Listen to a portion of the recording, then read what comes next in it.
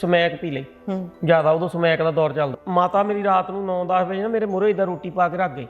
ਜ਼ਿਆਦਾ ਇੰਨੀ ਪੀਤੀ ਸੀ ਮੈਂ ਉੱਥੇ ਗੱਡ ਹੋ ਗਿਆ ਤੇ ਉਹ ਆਲੇ ਦੁਆਲੇ ਕੀੜੀਆਂ ਚੱਲਣ ਲੱਗ ਪਈਆਂ, ਮੇਰੇ ਸਿਰ 'ਚ ਕੀੜੀਆਂ ਚੱਲਣ, ਮੂੰਹ 'ਚ ਕੀੜੀਆਂ ਆ ਗਈਆਂ। ਮਤਲਬ ਜਿੱਦਾਂ ਤੁਹਾਨੂੰ ਪਤਾ ਪੁਰਾਣੇ ਘਰ ਸੀ ਤੇ ਅੱਧੇ ਘੰਟੇ ਬਾਅਦ ਭਾਂਡੇ ਚੱਕਣਾ ਹੀ ਮੈਂ ਗੱਡ ਹੋਇਆ ਪਿਆ ਸੀ। ਤੇ ਮਾਤਾ ਨੇ ਜਾ ਕੇ ਡੈਡੀ ਨੂੰ ਉਠਾਲਿਆ, ਡੈਡੀ ਨੇ ਜਾ ਕੇ ਚਾਚੇ ਨੂੰ ਉਠਾਲਿਆ ਤੇ ਉਹਨਾਂ ਨੇ ਫਿਰ ਭਰਾਵਾ ਮੇਰੇ ਤੇ 3 ਡਾਂਗਾਂ ਤੋੜੀਆਂ ਉਦੋਂ। ਤੇ ਮੈਂ ਕੁੱਤੇ ਦੀ ਪੂਛ ਫੇ ਉਹ ਜਦੋਂ 1-2 ਦਿਨ ਉੱਥੇ ਔਖੇ ਸੌਖੇ ਕੱਢ ਲੈ, ਮੁੜ ਕੇ ਫੇਰ ਉਧਰਲੇ ਪਾਸੇ ਜਿੱਦਾਂ ਹੀ ਪੈਰਾਂ ਤੇ ਆਏ ਫੇਰ ਚੱਕ ਲਿਆ। ਫੇਰ ਚੱਕ ਭਾਜੀ ਜਿੰਨੇ ਵੀ ਬੰਦੇ ਮਰੇ ਤੁਸੀਂ ਦੇਖੇ ਹੋਊਗੇ, ਨਸ਼ਾ ਕਰਨ ਵਾਲਾ ਜ਼ਰੂਰ ਮਰਿਆ ਹੋਊਗਾ, ਨਸ਼ਾ ਛੱਡਣ ਲੱਗੇ ਕੋਈ ਬੰਦਾ ਨਹੀਂ ਅਜੇ ਤੱਕ ਮਰਿਆ। ਸਹੀ ਗੱਲ ਹੈ। ਇਹ ਵਿਆਹਣ ਚੱਲੇ ਸੀ, ਮੈਨੂੰ ਮਾਮੇ ਹੁਣੀ ਨਲਾਉਣ ਚੱਲੇ ਸੀ ਤੇ ਉਦੋਂ ਵੀ ਮੈਂ ਪਹਿਲਾਂ ਮੈਂ ਕਿਹਾ ਮੈਨੂੰ ਪਹਿਲਾਂ ਨਹਾ ਲੈਣ ਦਿਓ, ਤੁਸੀਂ ਜਿਹੜਾ ਸ਼ਗਨ ਕਰਨਾ ਪਾਣੀ ਉੱਤੇ ਨਹੀਂ ਪਾਈਦਾ ਭਾਣਜੇ ਦੇ ਪਾਉਂਦੇ ਹੁੰਦੇ, ਉਹ ਬਾਅਦ ਚੋਂ ਕੱਪ ਪਾ ਲਈਓ। ਮੈਂ ਪਹਿਲਾਂ ਅੰਦਰ ਬੜਿਆ ਦਾਦੋ ਆਪਣਾ ਟਿਕ ਕਰਕੇ ਲਾਇਆ ਸਮਾਨ ਸਮੂਨ ਲਾ ਕੇ, ਮੈਂ ਕਿਹਾ ਹੁਣ ਆ ਜਾਓ ਮੇਰਾ ਕੰਮ ਹੋ ਗਿਆ। ਮੈਨੂੰ ਪਤਾ ਸਾਰੀ ਦਿਹਾੜੀ ਮੁੜ ਕੇ ਬੁਲਾ ਨਹੀਂ ਹੋਣਾ, ਉੱਤੇ ਕੈਮਰੇ ਵਾਲਿਆਂ ਨੇ ਨਹੀਂ ਛੱਡਣਾ। ਉਹ ਜਿੱਦਾਂ ਇੱਕ ਉਹ ਹਾਸੇ ਵਾਲੀ ਗੱਲ ਵੀ ਇੱਕ ਉਹ ਬਜ਼ੁਰਗ ਨੇ ਕਿਹਾ ਸੀ, ਉਹ ਕਹਿੰਦਾ ਕਾਕਾ ਥੋੜੀ ਫੀਮ ਖਾ ਲਾ। ਉਹ ਕਹਿੰਦਾ ਨਹੀਂ ਪਾਪਾ ਮੈਂ ਨਹੀਂ ਖਾਣੀ, ਮੈਂ ਪੱਕਾ ਹੋ ਜਾਊਂਗਾ। ਉਹ ਕਹਿੰਦਾ ਕਮਲਿਆ ਮੈਨੂੰ ਤਾਂ 20 ਸਾਲ ਹੋ ਗਏ ਖਾਂਦੇ ਨੂੰ, ਮੈਂ ਤਾਂ ਪੱਕਾ ਹੋਇਆ ਨਹੀਂ, ਤੂੰ ਇੱਕ ਵਾਰੀ ਨਾ ਹੋ ਜਾਊਂਗਾ। ਉਹ ਮਤਲਬ 2 ਕਰੋੜ ਰੁਪਏ ਦੇ ਲਾਗੇ ਛਾਗੇ ਦਾ ਨਸ਼ਾ ਕਰ ਲਿਆ, ਕਿਉਂਕਿ 23 ਸਾਲ ਦਾ ਪੀਰੀਅਡ ਬਹੁਤ ਹੁੰਦਾ ਹੈ ਨਾ, ਲੰਬਾ ਹੁੰਦਾ। 40 ਤੋਲੇ ਸੋਨਾ ਜਿਹੜਾ ਉਹ ਵੇਚ ਲਿਆ ਘਰ ਦਾ। ਫੇਰ ਲਾ ਲਓ ਵੀ ਜਦੋਂ ਦਾਣੇ ਹੁੰਦੇ ਸੀਗੇ ਲੈ ਕੇ ਜਾਣੇ, ਜੇ 5 ਟਰਾਲੀਆਂ ਹੋਈਆਂ ਵਿੱਚੋਂ 1 ਟਰਾਲੀ ਗੈਪ ਕਰ ਦੇਣੀ। ਫੇਰ ਜਿੱਦਾਂ ਖਾਦ ਪਾਉਣੀ ਆ, ਜੇ ਲਾ ਲਓ ਵੀ 40 ਬੋਰੇ ਪਾਉਣੇ ਆ ਤੇ ਵਿੱਚੋਂ 5 ਹੀ ਪਾਉਣੇ, 15 ਦੇ ਪੈਸੇ ਖਾ ਜਾਣੇ। ਜੇ ਸਪਰੇਅ ਲੈ ਕੇ ਆਉਣੀ ਆ 15,000 ਦੀ ਲਿਆਂਦੀ ਆ ਦਵਾਈ ਸਪਰੇਅ ਵਾਲੀ, ਤੇ ਵਿੱਚੋਂ 4,000 ਦੀ 3,000 ਦੀ ਪਾਉਣੀ ਆ, ਬਾਕੀ ਉਹ ਪੈਸੇ ਖਾ ਜਾਣੇ। ਮਤਲਬ ਹਰੇਕ ਪਾਸੇ ਬੰਦੇ ਨੂੰ ਇਹ ਹੁੰਦਾ ਮੈਂ ਇੱਧਰੋਂ ਵੀ ਟਾਂਕਾ ਲਾ ਲਵਾਂ, ਇੱਧਰੋਂ ਵੀ ਟਾਂਕਾ ਲਾ ਲਵਾਂ। ਇੱਧਰੋਂ ਜਿਹੜਾ ਨਸ਼ਾ ਹੋਇਆ ਜਾਂ ਬਦਮਾਸ਼ੀ ਹੋਈ, ਇਹਦੇ 2 ਹੀ ਅੰਤ ਆ, ਜਾਂ ਜੇਲ੍ਹ ਜਾਂ ਮੌਤ। ਤੀਜਾ ਇਹਦਾ ਕੋਈ ਰਾਹ ਹੈ ਨਹੀਂ। ਇਸ ਪੰਜਾਬੀਆਂ ਨੇ ਆਪ ਹੀ ਮਾਹੌਲ ਪੰਜਾਬ ਦਾ ਇਦਾਂ ਦਾ ਕਰ ਲਿਆ ਆ। ਤੇ ਨਹੀਂ ਤਾਂ ਸਰਕਾਰਾਂ ਦੀ ਕੀ ਜ਼ਰੂਰਤ ਆ ਵੀ ਸਰਕਾਰਾਂ ਤੁਹਾਡੀ ਸੁਣਨ ਕੁਛ ਨਾ, ਉਹ ਤੁਸੀਂ ਉਦਾਂ ਦੀਆਂ ਚੀਜ਼ਾਂ 'ਚ ਉਲਝੇ ਰਹਿੰਦੇ ਆ। ਉਹ ਵੀ ਆਪਣੀ ਮਸਤੀ ਨਾਲ ਆਪਣਾ ਬਾਜਾ ਵਜਾਈ ਜਾਂਦੇ ਆ। ਉਹ ਫੀਮ ਆਈ ਸੀ ਕਿ ਮੈਂ ਵਿੱਚੋਂ ਤੋੜ ਕੇ ਰੱਖ ਲਈ, ਉੱਥੋਂ ਖਾਣਾ ਸ਼ੁਰੂ ਕਰ ਦਿੱਤਾ। ਮਹਿੰਗੇ ਤੋਂ ਮਹਿੰਗਾ ਤਾਂ ਭਾਜੀ ਚਿੱਟਾ ਹੀ ਪੀਤਾ ਹੋਣਾ, ਜਾਂ 1-2 ਵਾਰੀ ਆਈਸ ਦਾ ਵੀ ਸਵਾਦ ਦੇਖਿਆ। ਇਹ 5 ਸਾਲ ਰੋਨੇ ਆ, ਉਹ ਜਿਹੜੇ ਸਾਡੇ 5 ਦਿਨ ਹੁੰਦੇ ਆ ਨਾ, ਉਹ ਸਾਡੇ 5 ਸਾਲ ਖਾ ਜਾਂਦਾ। ਮਾਨਸਿਕ ਤੌਰ ਤੇ ਇੰਨਾ ਕੁ ਕਮਜ਼ੋਰ ਹੋ ਚੁੱਕਿਆ ਹੁੰਦਾ ਨਾ, ਉਹਨੂੰ ਲੱਗਦਾ ਹੁੰਦਾ ਵੀ ਮੈਂ ਨਸ਼ੇ ਤੋਂ ਬਗੈਰ ਕੁਝ ਕਰ ਹੀ ਨਹੀਂ ਸਕਦਾ, ਮੈਂ ਕਦਮ ਹੀ ਨਹੀਂ ਚੱਲ ਸਕਦਾ। ਕੋਈ 100 ਚੋਂ 1 ਅੱਧਾ ਹੁੰਦਾ ਮੇਰੇ ਹਿਸਾਬ ਨਾਲ ਜਿਹੜਾ ਡਿਪਰੈਸ਼ਨ ਵਿੱਚ ਜਾ ਕੇ ਨਸ਼ਾ ਕਰਨ ਲੱਗ ਪੈਂਦਾ ਹੈ ਨਾ, ਇੰਨਾ ਕੁ ਗੁਲਾਮ ਹੋ ਜਾਂਦਾ, ਉਹ ਕਸ ਜੋਗਾ ਰਹਿੰਦਾ ਹੀ ਨਹੀਂ। ਤੇ ਅੱਜ ਮੈਂ ਉਹੀ ਆ, ਸਵੇਰ ਨੂੰ 5-5:30 ਵਜੇ ਉੱਠਦਾ ਆ। ਅੱਗੇ ਮੈਨੂੰ ਘਰ ਦੇ ਠਾਲਦੇ ਨਹੀਂ ਹੁੰਦੇ, ਭਾਵੇਂ 9 ਵਜੇ ਤਾਈਂ ਸੁੱਤਾ ਰਵਾਂ, ਕਿਉਂਕਿ ਉਹਨਾਂ ਨੂੰ ਪਤਾ ਹੁੰਦਾ ਸੀ ਜਦੋਂ ਉੱਠ ਗਿਆ ਇਹਨੇ ਨਸ਼ਾ ਕਰਨ ਚੱਲ ਜਾਣਾ। ਰਿਸ਼ਤੇਦਾਰ ਸੀ, ਕਿਉਂਕਿ ਉਹਨਾਂ ਨੂੰ ਪਤਾ ਹੁੰਦਾ ਸੀ ਇਹਨੇ ਰੱਜਿਆ ਆ, ਨਾਲ ਬਿਠਾਉਣਾ ਕਿਸੇ ਨੇ। ਨਾਲ ਕੀ ਬਿਠਾਉਣਾ ਜੀ, ਅਗਲੇ ਕਹਿੰਦੇ ਅਸੀਂ ਕਿਤੇ ਸ਼ਹਿਰ ਨੂੰ ਵੀ ਇਹਨੂੰ ਨਾਲ ਲੈ ਕੇ ਜਾਂਦੇ, ਅਸੀਂ 4 ਜਣੇ ਸਹੀ ਆ, 5ਵਾਂ ਅੱਖਾਂ ਮੀਟਣ ਡਿਆ ਤਾਂ ਸਾਡੀ ਬੇਇੱਜ਼ਤੀ ਹੋਊਗੀ। ਉਹ ਮਤਲਬ ਗਲਤੀਆਂ ਤਾਂ ਮੇਰੀਆਂ ਹੀ ਸੀ, ਰਿਸ਼ਤੇਦਾਰਾਂ ਦੀਆਂ ਥੋੜ੍ਹੋ ਸੀ। ਤੇ ਉਹ ਭਰਾਵਾ ਉਹਨੇ ਗੱਡੀ ਖੋਲੀ, ਮੇਰੇ ਨਾਲ ਬਹਿ ਕੇ ਆਣ ਕੇ, ਉਹਦੇ ਇੱਦਾਂ ਬੈਗ ਪਾਇਆ ਸੀ, ਬੈਗ ਵਿੱਚੋਂ ਇੱਦਾਂ ਐਡੀਆਂ ਬਿੱਟਾਂ ਉਹਦੇ ਕੋਲ ਬੰਨੀਆਂ ਪਈਆਂ ਸੀ, 25-25 ਮਿਲੀਆਂ ਦੀਆਂ। ਕਿਹੜੀ ਚੀਜ਼? 20-25 ਦੀਆਂ ਚਿੱਟੇ ਦੀਆਂ। ਅੱਛਾ। ਮੈਨੂੰ ਕਹਿੰਦਾ ਲੈ ਫੜ ਲਾ, ਫਰੀ ਲਾ। ਇੱਕ ਵਾਰੀ ਨਾ ਵੀਰਵਾਲ ਨੇ ਅਕਬਰ ਨੂੰ ਕਿਹਾ, ਕਹਿੰਦਾ ਵੀ ਇੱਕ ਮੈਨੂੰ 3 ਜਨਮਾਂ ਦਾ ਰੱਜਾ ਬੰਦਾ ਲਿਆ ਦੇ, ਇੱਕ 3 ਜਨਮਾਂ ਦਾ ਭੁੱਖਾ ਲਿਆ ਦੇ। ਉਹ ਵੀਰਵਾਲ ਸੀਗਾ ਦਿਮਾਗੀ, ਉਹ ਗਿਆ ਤੇ ਸ਼ਾਮ ਤੱਕ 2 ਬੰਦੇ ਲੈ ਆਇਆ। ਕਹਿੰਦਾ ਜਿਹੜੀ ਵਾਈਫ ਜਦੋਂ ਬਾਹਰੋਂ ਆਈ ਆ ਤੇ ਕਿੱਥੇ ਘਰ ਵਾਲੀ ਨੇ ਆਣ ਕੇ ਤੁਹਾਡੇ ਨਾਲ ਬੱਚਿਆਂ ਨੇ ਆਣ ਕੇ ਕਿੰਨੇ ਪਿਆਰ ਨਾਲ ਮਿਲਣਾ ਵਰਤਣਾ, ਉਹ ਸਾਡੇ ਘਰ ਚ ਆਉਂਦੇ ਕਲੇਸ਼ ਪੈ ਗਿਆ। ਉਹ ਤੋਂ ਆਸ, ਮੇਰੇ ਤੇ ਆਸ ਹੀ ਨਹੀਂ ਸੀ ਕਿਸੇ ਨੂੰ ਵੀ ਨਹੀਂ ਆਸ ਸੀ। ਤੇ ਮੈਨੂੰ ਆਪ ਨਹੀਂ ਸੀ ਆਸ ਮੈਂ ਜ਼ਿੰਦਗੀ 'ਚ ਨਸ਼ਾ ਛੱਡ ਜੂੰਗਾ। ਮੈਨੂੰ ਵੀ ਇਹ ਲੱਗਦਾ ਹੁੰਦਾ ਵੀ ਜਿੰਨਾ ਚੱਕਰ ਹੁਣ ਜੀਣਾ ਨਸ਼ੇ ਤੋਂ ਬਗੈਰ ਨਹੀਂ ਮੈਂ ਜੀ ਸਕਦਾ। ਪਰ ਜਦੋਂ ਮੈਂ ਵੀ ਜੇ ਮੈਂ ਨਾ ਗਈ ਤੇ ਇਹਨੇ ਨਸ਼ਾ ਵੱਧ ਕਰਨ ਲੱਗ ਪੈਣਾ, ਹਜੇ ਤਾਂ ਮੈਂ ਮਾੜਾ ਮੋਟਾ ਕੰਟਰੋਲ ਰੱਖਦੀ ਹਾਂ ਤੇ ਇਹਨੇ ਖਤਮ ਹੋ ਜਾਣਾ। ਉਹ ਮੇਰੇ ਕਰਕੇ ਉੱਥੋਂ ਕੈਨੇਡਾ ਛੱਡ ਕੇ ਆ ਗਈ। ਤੇ ਉਹ ਫਿਰ ਇਦਾਂ ਦੀ ਜੇ ਸਾਨੂੰ ਕਿਤੇ ਮੈਡਮ ਨੇ ਇਦਾਂ ਕਿਤੇ ਖੜੇ ਕਰ ਵੀ ਲੈਣਾ ਕਲਾਸ ਵਿੱਚ, ਹਾਂਜੀ ਵੀ ਦੱਸੋ ਤੂੰ ਕੀ ਬਣਨਾ ਤਾਂ ਅਸੀਂ ਕਹਿੰਦੇ ਹੁੰਦੇ ਡੈਡੀ ਬਣਨਾ ਜੀ। ਅੱਛਾ। ਸਾਡੇ ਇਦਾਂ ਮਤਲਬ ਹਾਸੇ ਮਖੌਲ ਜੇ ਚੱਲੀ ਜਾਣੇ ਉਦੋਂ। ਅਸੀਂ ਇਦਾਂ ਦਿਲ ਨਾ ਹੋਵੇ ਗਰੀਬ ਕਿਸੇ ਦਾ, ਭਾਵੇਂ ਸੁੱਕੀਆਂ ਖਾਈਏ, ਚੱਲਦੀ ਜ਼ਿੰਦਗੀ ਦਾ ਬੈਕ ਗੇਰ ਨਾ ਪਾਈਏ, ਚੱਲਦੀ ਜ਼ਿੰਦਗੀ ਦਾ ਬੈਕ ਗੇਰ ਨਾ ਪਾਈਏ।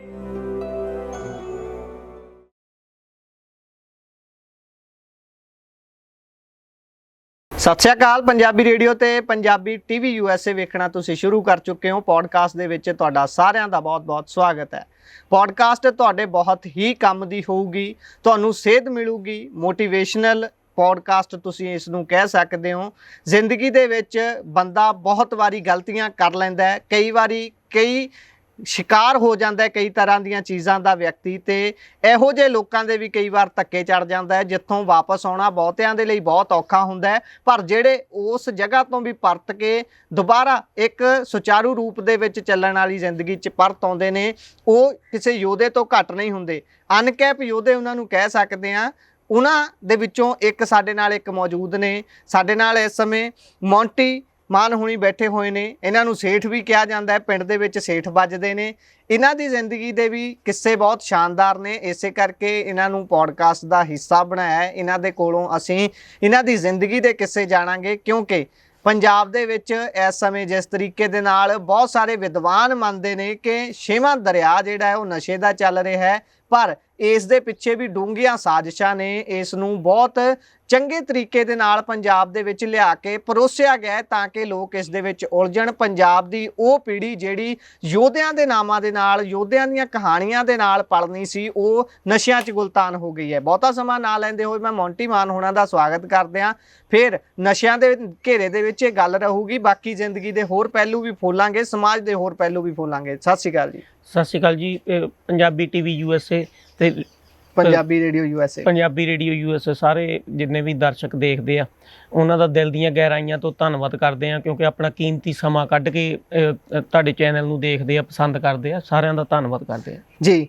ਭਾਈ ਜਿੱਦਾਂ ਮੈਂ ਸ਼ੁਰੂ 'ਚ ਗੱਲ ਕੀਤੀ ਕਿ ਸਾਨੂੰ ਵਿਦਵਾਨਾਂ ਨੇ ਛੇਵੇਂ ਦਰਿਆ ਦਾ ਜਿਹੜਾ ਖਿਤਾਬ ਦੇ ਦਿੱਤਾ ਪੰਜਾਬ ਨੂੰ, ਕਿ ਛੇਵਾਂ ਦਰਿਆ ਨਸ਼ਿਆਂ ਦਾ ਵਗ ਰਿਹਾ ਹੈ ਪੰਜਾਬ 'ਚ।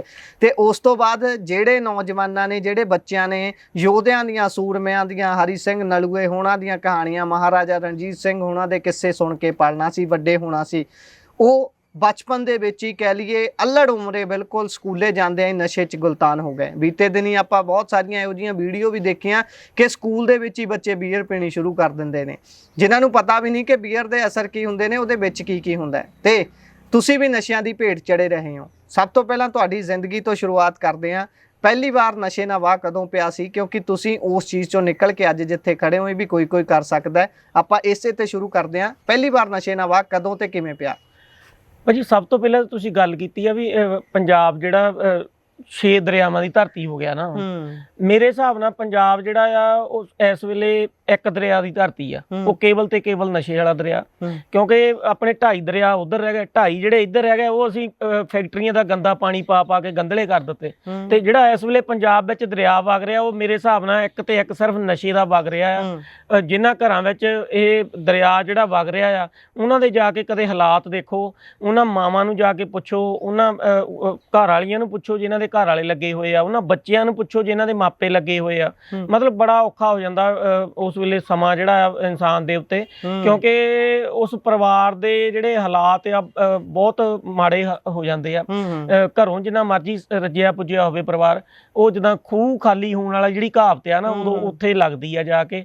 ਤੇ ਭਾਜੀ ਏਦਾਂ ਵੀ ਇਹ ਜਿਹੜੀ ਯੋਧਿਆਂ ਦੀ ਧਰਤੀ ਸੀ, ਜਿਹੜੀ ਸੂਰਮਿਆਂ ਦੀ ਧਰਤੀ ਸੀ, ਇਹਨੂੰ ਜਾਣ ਕੇ ਟਾਰਗੇਟ ਕੀਤਾ ਗਿਆ। ਜਿਹੜੀਆਂ ਪੰਜਾਬੀਆਂ ਦੇ ਨਾਲ, ਪੰਜਾਬ ਦੇ ਨਾਲ ਗੰਦੀਆਂ ਚਾਲਾਂ ਖੇਡੀਆਂ ਜਾ ਰਹੀਆਂ ਪੰਜਾਬ ਨੂੰ ਖਤਮ ਕਰਨ ਦੀਆਂ, ਇਹ ਉਹਦਾ ਹਿੱਸਾ ਬਣਿਆ। ਕਿਉਂਕਿ ਉਹਨਾਂ ਨੂੰ ਪਤਾ ਆ ਅਸੀਂ ਪੰਜਾਬ ਉੱਤੇ ਲੋਹਾਰ ਵਾਲੀ ਸੱਟ, ਸਿੱਧੀ ਸੱਟ ਨਹੀਂ ਮਾਰ ਸਕਦੇ। ਉਹ ਤਾਂ ਕਰਕੇ ਸੁਨਿਆਰ ਵਾਲੀਆਂ ਹੌਲੀ ਹੌਲੀ ਸੱਟਾਂ ਜਿਹੜੀਆਂ ਮਾਰ ਕਰਦੀਆਂ, ਇਦਾਂ ਦੀਆਂ ਸੱਟਾਂ ਉਹ ਮਾਰਨ ਡਏ ਆ ਪੰਜਾਬ ਨੂੰ ਖਤਮ ਕਰਨ ਲਈ, ਜਿਨ੍ਹਾਂ ਦਾ ਸਾਨੂੰ ਬਾਹਲਾ ਪਤਾ ਵੀ ਨਾ ਲੱਗੇ ਪਰ ਵੱਜ ਰਹੀ ਹੋਵੇ। ਭਾਜੀ ਉਹ ਇਦਾਂ, ਉਹ ਸੱਟ ਜਦੋਂ ਆਪਣਾ ਪੂਰਾ ਕੰਮ ਕਰ ਜਾਂਦੀ ਫੇਰ ਪਤਾ ਲੱਗਦਾ। ਜਦੋਂ ਮਤਲਬ ਉਹਨੇ 100 ਮਾਰ ਦਿੱਤੀਆਂ ਹਨਾ, ਉਹ ਫੇਰ ਪਤਾ ਲੱਗਦਾ ਵੀ ਹੁਣ ਚੀਜ਼ ਨੇ ਆਪਣਾ ਰੂਪ ਧਾਰ ਲਿਆ। ਉਹ ਮਤਲਬ ਉਹ ਫੇਰ ਪਤਾ ਲੱਗਦਾ, ਪਹਿਲਾਂ ਨਹੀਂ ਉਹਦਾ ਪਤਾ ਲੱਗਦਾ। ਉਹ ਸੱਟਾਂ ਸੁਨਿਆਰ ਵਾਲੀਆਂ ਸੱਟਾਂ ਹੌਲੀ ਹੌਲੀ ਵੱਜਦੀਆਂ ਰਹਿੰਦੀਆਂ। ਮੈਂ ਉਹੀ ਤੁਹਾਨੂੰ ਪੁੱਛ ਰਿਹਾ ਸੀ ਕਿ ਤੁਹਾਡਾ ਨਸ਼ੇ ਨਾਲ ਪਹਿਲੀ ਵਾਰੀ ਵਾਹ ਕਿਹੜੀ ਉਮਰ 'ਚ ਪਿਆ ਸੀ ਤੇ ਕਿੱਦਾਂ ਦੇ ਨਸ਼ੇ ਨਾਲ ਵਾਹ ਪਿਆ ਸੀ, ਕਿਹਨੇ ਪਵਾਇਆ ਸੀ?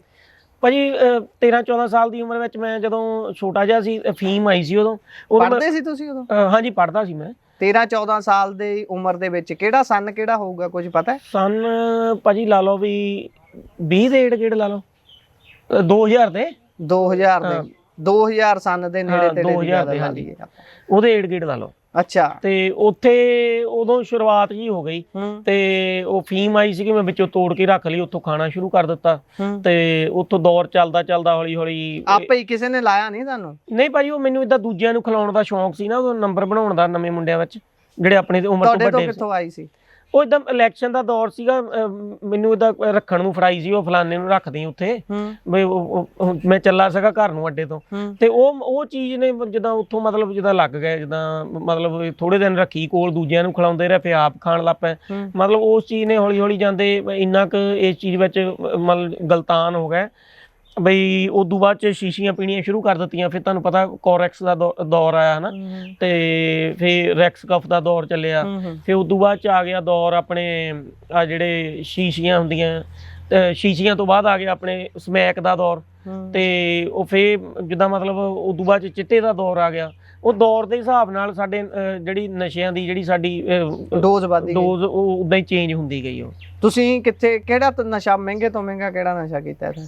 ਮਹਿੰਗੇ ਤੋਂ ਮਹਿੰਗਾ ਤਾਂ ਭਾਈ ਚਿੱਟਾ ਹੀ ਪੀਤਾ ਹੋਣਾ, ਜਾਂ ਇੱਕ ਦੋ ਵਾਰੀ ਆਈਸ ਦਾ ਵੀ ਸਵਾਦ ਦੇਖਿਆ। ਤੇ ਉਹ ਮੁੰਡਾ ਕੋਈ ਜਿੱਦਾਂ ਪੀਂਦਾ ਹੁੰਦਾ ਸੀਗਾ, ਤੇ ਉਹਨੇ ਮੈਨੂੰ ਕਿਹਾ, ਕਹਿੰਦਾ ਕੱਲਾ ਚਿੱਟਾ ਅਸਰ ਘੱਟ ਕਰਦਾ ਆ, ਉਹਨੇ ਫਿਰ ਨਾਲ ਮਿਲਾ ਕੇ ਪਿਲਾਤਾ 2 ਵਾਰੀ, ਮਤਲਬ ਜਿੱਦਾਂ ਮਤਲਬ 2 ਵਾਰੀ ਪੀਤੀ ਉਹ ਵੀ। ਅੱਛਾ, ਪੰਜਾਬ ਵਿੱਚ ਹਰੇਕ ਚੀਜ਼ ਨਸ਼ੇ ਵਾਲੀ ਜਿਹੜੀ ਆ ਤੁਹਾਡੀ ਜੇਬ 'ਚ ਪੈਸੇ ਹੋਣੇ ਚਾਹੀਦੇ, ਤੁਹਾਨੂੰ ਸੌਖੀ ਮਿਲ ਜਾਂਦੀ ਹੈ ਇਸ ਵੇਲੇ ਹਾਲਾਤ ਜੋ ਬਣੇ ਪਏ ਆ। ਤੇ ਇੱਥੇ ਜਿੱਦਾਂ ਮੈਂ ਪਹਿਲਾਂ ਆਪਾਂ ਫੇਰ ਵੀ ਅੱਗੇ ਤੁਰਾਂਗੇ, ਤੁਸੀਂ ਗੱਲਾਂ ਪਤੇ ਦੀਆਂ ਪਹਿਲੇ ਸਵਾਲ 'ਚ ਬਹੁਤ ਸਾਰੀਆਂ ਕਰ ਦਿੱਤੀਆਂ, ਸਵਾਲ ਖੜੇ ਵੀ ਬਹੁਤ ਹੁੰਦੇ ਨੇ। ਤੁਸੀਂ ਕਿਹਾ ਵੀ ਇਲੈਕਸ਼ਨਾਂ ਦਾ ਟਾਈਮ ਸੀ, ਮੈਨੂੰ ਕਿਹਾ ਗਿਆ ਤੇ ਫਲਾਨੀ ਜਗ੍ਹਾ ਰੱਖਦੀ, ਫਲਾਨੇ ਬੰਦੇ ਨੂੰ ਦੇਣੀ ਹੈ ਨਾ।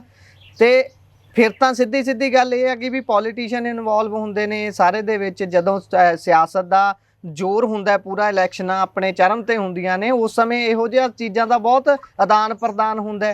ਫਿਰ ਕਹਿ ਲਈਏ ਕਿਤੇ ਨਾ ਕਿਤੇ ਪੋਲੀਟੀਸ਼ੀਅਨ ਵੀ ਜਿਨ੍ਹਾਂ ਤੇ ਅਸੀਂ ਆਸ ਰੱਖਦੇ ਹਾਂ ਵੀ ਉਹ ਪੰਜਾਬ 'ਚੋਂ ਇਸ ਕੋੜ ਨੂੰ ਕੱਢ ਸਕਦੇ ਨੇ, ਜ਼ਿੰਮੇਵਾਰ ਤਾਂ ਉਹ ਵੀ ਬਹੁਤ ਵੱਡੇ ਹੋਏ ਪਏ, ਜਿੱਦਾਂ ਤੁਸੀਂ ਦੱਸ ਰਹੇ ਹੋ ਤੁਹਾਡੇ ਕੇਸ 'ਚ ਹੋਇਆ ਹੈ। ਭਾਜੀ ਸਿਆਸਤਦਾਨ ਜਿੰਨੇ ਵੀ ਆ ਨਾ, ਉਹ ਆਪਣੇ ਅੰਦਰ ਝਾਤੀ ਮਾਰ ਕੇ ਦੇਖਣ, ਆਪਣੇ ਦਿਲ ਤੇ ਹੱਥ ਰੱਖ ਕੇ ਕਹਿਣ ਵੀ ਅਸੀਂ ਕਦੇ ਨਸ਼ੇ ਦੀ ਵਰਤੋਂ ਨਹੀਂ ਕੀਤੀ ਇਲੈਕਸ਼ਨਾਂ ਵਿੱਚ, ਕਦੇ ਹੋ ਹੀ ਨਹੀਂ ਸਕਦਾ। ਮਤਲਬ ਉਹਨਾਂ ਨੂੰ ਕੋਈ ਵੀ ਸਿਆਸਤਦਾਨ ਨਹੀਂ ਪੰਜਾਬ 'ਚ, ਮੈਂ ਕਹਿੰਦਾ ਕੋਈ ਵੀ ਨਹੀਂ ਹੋਊਗਾ। ਜੇ ਕੋਈ ਇੱਕ ਅੱਧਾ ਹੋਊਗਾ ਕੋਈ, ਉਹਨੂੰ ਮੈਂ ਸਲਾਮ ਕਰਦਾ, ਉਹ ਫਿਰ ਜਿੱਤਿਆ ਵੀ ਇੱਕ ਅੱਧੀ ਵਾਰੀ ਹੋਊਗਾ। ਉਹ ਮਤਲਬ ਉਹਨਾਂ ਦੀਆਂ ਵੀ ਗਲਤੀਆਂ ਤੇ ਸਾਡੇ ਲੋਕਾਂ ਦੀਆਂ ਵੀ ਗਲਤੀਆਂ। ਪਹਿਲਾਂ ਤਾਂ ਆਪਾਂ ਨਸ਼ਿਆਂ ਦੇ ਕਾਰਨ ਵੀ ਵੋਟਾਂ ਪਾ ਦਿੰਦੇ ਹਾਂ ਜੀ, ਵੀ ਸਾਨੂੰ ਆ ਸ਼ਰਾਬ ਦੀਆਂ ਬੋਤਲਾਂ ਦੇ ਦਿਓ, ਜਾਂ ਸਾਨੂੰ ਆ ਬੀਰਾਂ ਲੈ ਦਿਓ ਜੀ, ਜਾਂ ਸਾਨੂੰ ਫੀਮ ਖਿਲਾ ਦਿਓ, ਜਾਂ ਸਾਨੂੰ ਡੋਡੇ ਦੇ ਦਿਓ। ਤੇ ਪਹਿਲਾਂ ਆਪਾਂ ਵੋਟਾਂ ਪਾ ਦਿੰਦੇ ਆ, ਤੇ ਮੁੜ ਕੇ 5 ਸਾਲ ਆਪਾਂ ਅੱਖਾਂ 'ਚ ਘਸੁੰਨ ਦੇ ਕੇ ਰੋਂਦੇ ਆ। ਫਿਰ 5 ਸਾਲ ਰੋਂਦੇ ਆ, ਉਹ ਜਿਹੜੇ ਸਾਡੇ 5 ਦਿਨ ਹੁੰਦੇ ਆ ਨਾ, ਉਹ ਸਾਡੇ 5 ਸਾਲ ਖਾ ਜਾਂਦੇ ਆ।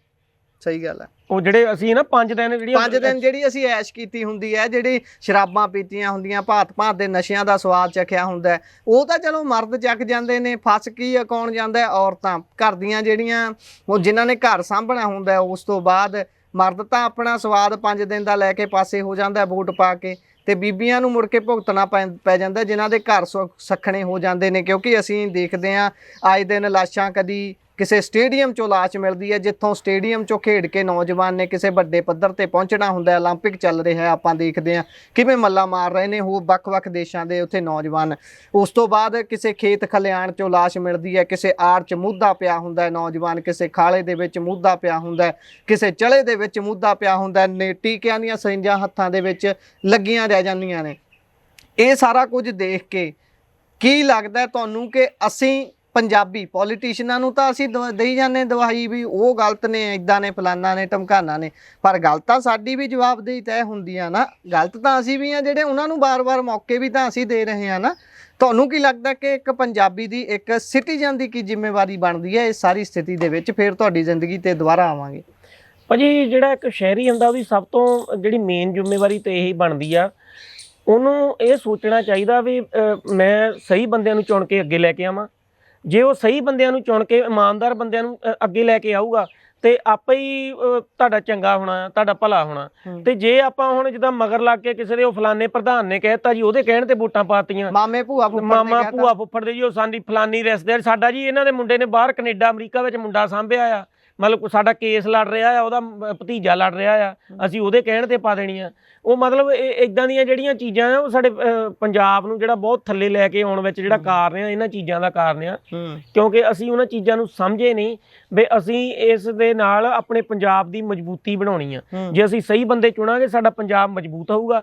ਤੇ ਅਸੀਂ ਗਲਤ ਬੰਦਿਆਂ ਨੂੰ ਚੁਣ ਕੇ ਤੇ ਆਪਣਾ ਜਿਹੜਾ ਕੰਮ ਆਪ ਹੀ ਖਰਾਬ ਕਰਦੇ ਆ, ਆਪਣੇ ਪੈਰਾਂ ਵਿੱਚ ਆਪ ਹੀ ਕੰਢੇ ਬੀਜਦੇ ਆ। ਪਰ ਇੱਥੇ ਮੋਟੀ ਭਾਈ ਸਵਾਲ ਇਹ ਵੀ ਹੈ ਨਾ, ਫਿਰ ਤੁਸੀਂ ਗੱਲ ਕਹਿ ਰਹੇ ਹੋ ਚੰਗੇ ਲੋਕਾਂ ਨੂੰ ਚੁਣਨਾ, ਚੰਗੇ ਲੋਕਾਂ ਨੂੰ ਚੁਣਨ ਦੇ ਲਈ ਕੋਸ਼ਿਸ਼ ਤਾਂ ਹੋਊਗੀ, ਪਰ ਉਹਨੂੰ ਨੱਪ ਲਿਆ ਜਾਂਦਾ ਹੈ ਨਾ ਪਹਿਲਾਂ ਹੀ। ਗੱਲ ਤਾਂ ਮੈਂ ਉਹੀ ਕਰ ਰਿਹਾ ਵੀ ਲੋਕਾਂ ਨੂੰ ਸੁਹਿਰਦ, ਲੋਕ ਕਿਵੇਂ ਫੈਸਲਾ ਕਰਨ, ਲੋਕਾਂ ਨੂੰ ਪਹਿਲਾਂ ਸੁਹਿਰਦ ਕਰਨਾ ਪੈਣਾ ਹੈ।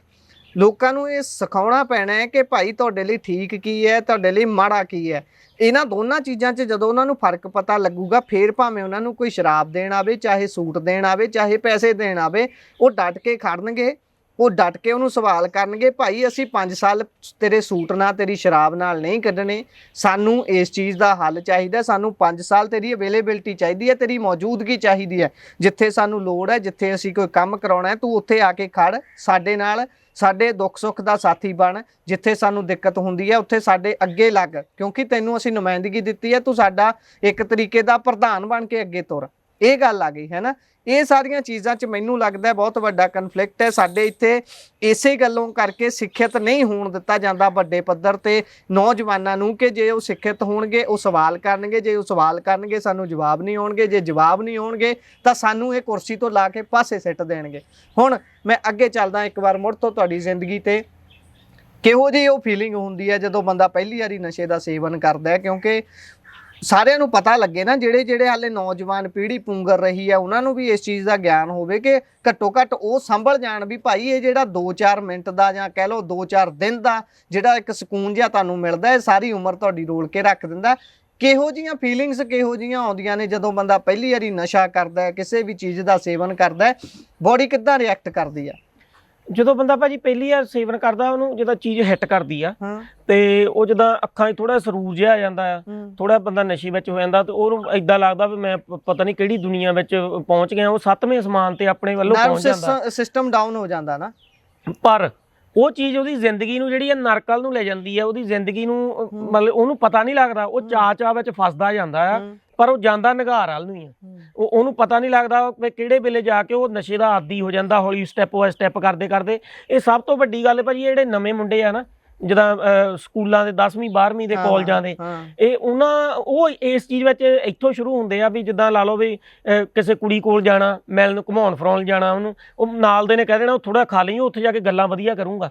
ਵੀ ਇਹ ਚੀਜ਼ਾਂ ਵੀ ਮੁੰਡਿਆਂ ਨੂੰ ਜਿੱਦਾਂ ਮਤਲਬ ਨਸ਼ੇ ਵਾਲੇ ਪਾਸੇ ਨੂੰ ਜ਼ਿਆਦਾ ਲੈ ਕੇ ਚੱਲ ਜਾਂਦੇ ਆ। ਇਹ ਵੀ ਹੁੰਦਾ ਨਾ ਬਾਈ ਮੋਂਟੀ ਬਾਈ, ਇਹ ਵੀ ਮੈਂ ਤੁਹਾਡਾ ਕੱਟ ਰਿਹਾ ਤੁਹਾਡੀ ਗੱਲ ਵਿੱਚੋਂ, ਕਈ ਵਾਰੀ ਲੋਕ ਕਹਿੰਦੇ ਨੇ ਕਿ ਜਾਂ ਜੰਗ ਏਜ 'ਚ ਕਹਿ ਲਓ ਵੀ ਆਪਾਂ ਟਰਾਈ ਕਰਕੇ ਦੇਖਦੇ ਇੱਕ ਵਾਰੀ ਖਾਣ ਨਾਲ ਕੀ ਹੁੰਦਾ, ਪਰ ਹਰੇਕ ਚੀਜ਼ ਪਹਿਲੀ ਵਾਰੀ ਹੁੰਦੀ ਹੈ, ਉਸ ਤੋਂ ਬਾਅਦ ਅੱਗੇ ਤੁਰਦੀ ਹੈ। ਇਹ ਵੀ ਚੀਜ਼ ਤੁਸੀਂ ਮੰਨਦੇ ਹੋਵੋਗੇ ਵੀ ਬੰਦਾ ਪਹਿਲੀ ਵਾਰੀ ਇਸ ਕਰਕੇ ਟਰਾਈ ਕਰਦਾ ਵੀ ਮੈਂ ਟਰਾਈ ਕਰਕੇ ਦੇਖਾਂ, ਮੈਂ ਲਾਉਂਦਾ ਨਹੀਂ, ਪਰ ਉਹ ਕਦੋਂ ਲੱਗ ਜਾਂਦਾ ਇਹ ਪਤਾ ਨਹੀਂ ਲੱਗਦਾ।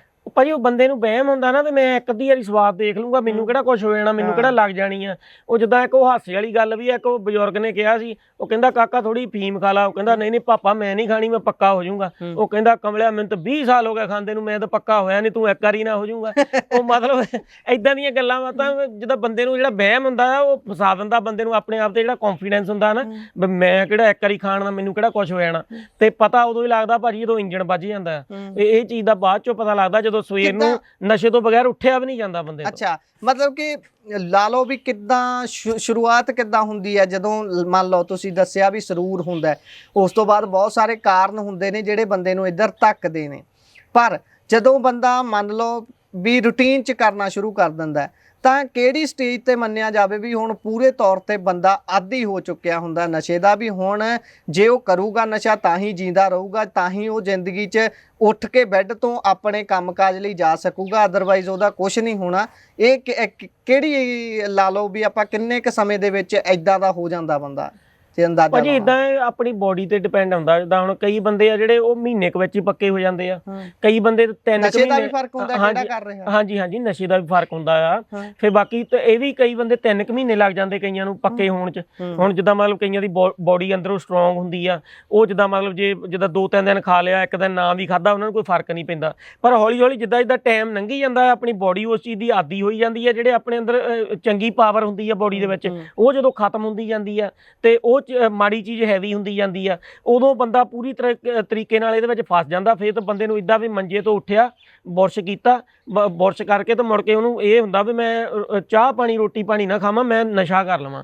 ਕਿਉਂਕਿ ਉਹ ਸਰੀਰ ਵਿੱਚ ਉਦੋਂ ਇੱਕ ਤਾਂ ਉਹਦਾ ਮਾਨਸਿਕ ਤੌਰ ਤੇ ਇੰਨਾ ਕੁ ਕਮਜ਼ੋਰ ਹੋ ਚੁੱਕਿਆ ਹੁੰਦਾ ਨਾ, ਉਹਨੂੰ ਲੱਗਦਾ ਹੁੰਦਾ ਵੀ ਮੈਂ ਨਸ਼ੇ ਤੋਂ ਬਗੈਰ ਕੁਛ ਕਰ ਹੀ ਨਹੀਂ ਸਕਦਾ, ਮੈਂ ਕਦਮ ਹੀ ਨਹੀਂ ਚੱਲ ਸਕਦਾ।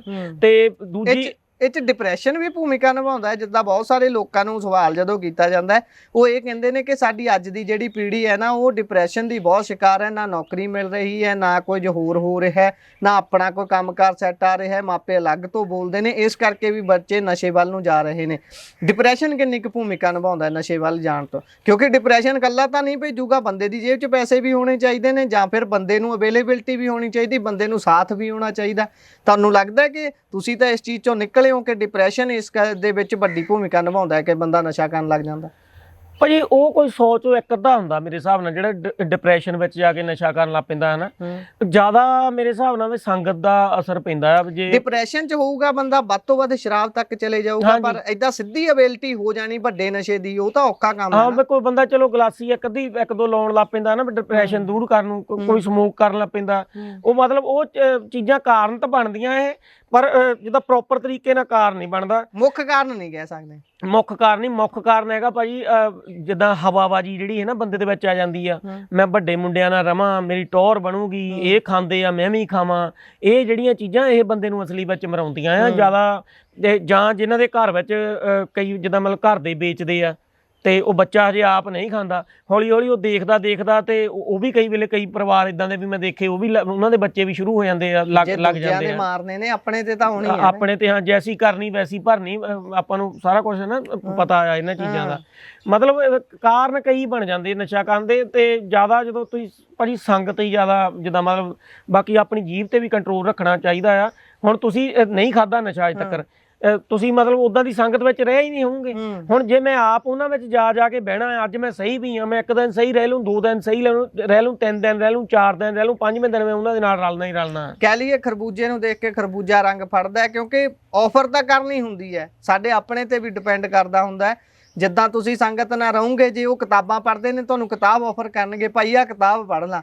ਤੇ ਜੇ ਕੋਈ ਨਸ਼ਾ ਕਰਦਾ ਉਹ ਮੱਲੋ ਮੱਲੀ ਕਹੂਗਾ ਅਸੀਂ ਕਰ ਰਹੇ ਹਾਂ, ਲੈ ਫੜ ਤੂੰ ਵੀ ਇੱਕ ਵਾਰੀ ਟਰਾਈ ਕਰ ਲੈ। ਬੰਦੇ ਨੇ ਕਰ ਲਿਆ ਤਾਂ ਵੀ ਗਿਆ, ਨਾ ਕੀਤਾ ਤਾਂ ਆਪਣੀ ਜਾਨ ਆਪ ਬਚਾ ਲਊਗਾ। ਇਹ 'ਚ ਸੰਗਤ ਬਹੁਤ ਵੱਡੀ ਭੂਮਿਕਾ ਨਿਭਾਉਂਦੀ ਹੈ। ਤੁਹਾਡੀ 'ਚ ਨਿਭਾਈ ਹੈ ਇਸ ਚੀਜ਼ ਨੇ?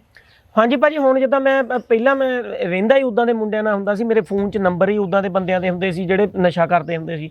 ਕਿਉਂਕਿ ਸੁੱਤੇ ਉੱਠ ਕੇ ਪਹਿਲਾਂ ਦੇਖਣਾ, ਜੇ ਤੇ ਕਿਸੇ ਤੋਂ ਵਧੀਆ ਹੈਗਾ ਆ ਠੀਕ ਆ, ਨਹੀਂ ਤੇ ਜੇ ਦੇਖ ਲਿਆ ਵੀ ਕੱਲ ਉਹ ਤੋਂ ਮਾੜਾ ਮਿਲਿਆ, ਸਵੇਰ ਨੂੰ ਉੱਠ ਕੇ ਪਹਿਲਾਂ ਜਿਹੜੇ ਨੰਬਰ ਹੋਣੇ ਆ ਉਹਨਾਂ ਨੂੰ, ਉਹ ਕਿਤੋਂ ਵਧੀਆ ਕਿਹੜਾ ਕਿੱਦਾਂ ਹਨਾ, ਉਹ ਇਹ ਪੁੱਛਣਾ, ਚੀਜ਼ਾਂ ਪੁੱਛ ਕੇ ਤੇ ਫੇਰ ਉਹਨੂੰ ਫੋਨ ਲਾਉਣਾ, ਫੋਨ ਲਾ ਕੇ ਤੇ ਫੇਰ ਸਮਾਨ ਲੈ ਕੇ ਨਸ਼ਾ ਕਰ ਲੈਣਾ। ਫੇਰ ਕੋਈ ਘਰ ਦਾ ਮਾੜਾ ਮੋਟਾ ਕੰਮ ਹੋਣਾ, ਉਹ ਵੀ ਘਰਦਿਆਂ ਨੇ ਰੌਲਾ ਰੂਲਾ ਪਾ ਕੇ ਕਰਾਉਣਾ।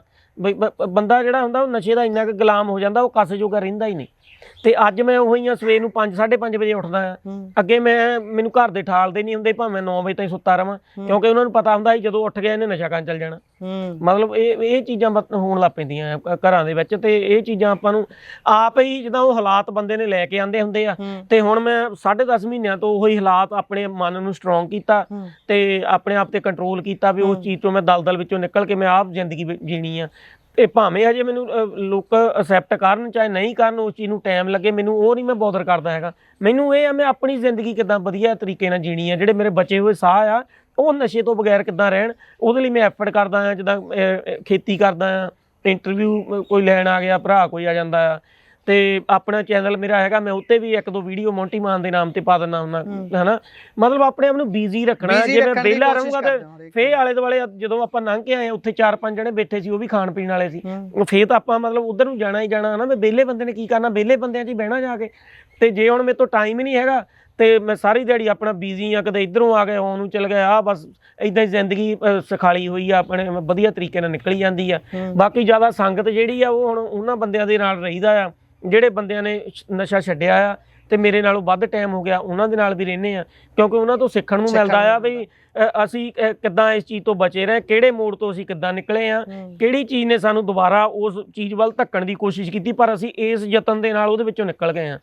ਇਹ ਚੀਜ਼ਾਂ ਮਤਲਬ ਮੈਂ ਇਹ ਤੁਹਾਨੂੰ ਪੁੱਛਣਾ ਚਾਹੁੰਦਾ, ਸ਼ਾਹ ਤੁਸੀਂ ਵੱਜਦੇ ਹੋ ਪਿੰਡ ਦੇ ਵਿੱਚ, ਸੇਠ ਵੱਜਦੇ, ਸੇਠ ਵੱਜਦੇ ਹੋ ਤੁਸੀਂ, ਤੇ ਜਿਹੜੇ ਵੱਡੇ ਤੋਂ ਵੱਡਾ ਵੀ ਸੇਠ ਹੋਊਗਾ, ਜਦੋਂ ਕਹਿੰਦੇ ਪੁੱਤ ਨਸ਼ੇ 'ਚ ਪੈ ਜਾਵੇ ਤਾਂ ਘਰ ਤੱਕ ਵਿਕ ਜਾਂਦੇ ਨੇ, ਬੰਦਾ ਰੋਡ ਤੇ ਆਉਣ ਵਾਲੇ ਹਾਲਾਤਾਂ 'ਚ ਹੋ ਜਾਂਦਾ ਹੈ। ਤੁਸੀਂ ਦੱਸ ਰਹੇ ਹੋ ਕਿ ਕਰੀਬ ਸਨ 2000 ਦੇ ਵਿੱਚ ਤੁਸੀਂ ਨਸ਼ਾ ਕਰਨਾ ਸ਼ੁਰੂ ਕੀਤਾ, 24 ਆ ਗਿਆ ਤੇ ਤੁਸੀਂ 10 ਮਹੀਨੇ ਪਹਿਲਾਂ ਸ਼ੁਰੂ ਕੀਤਾ, ਬੰਦ ਕੀਤਾ ਦੱਸ ਰਹੇ ਹੋ।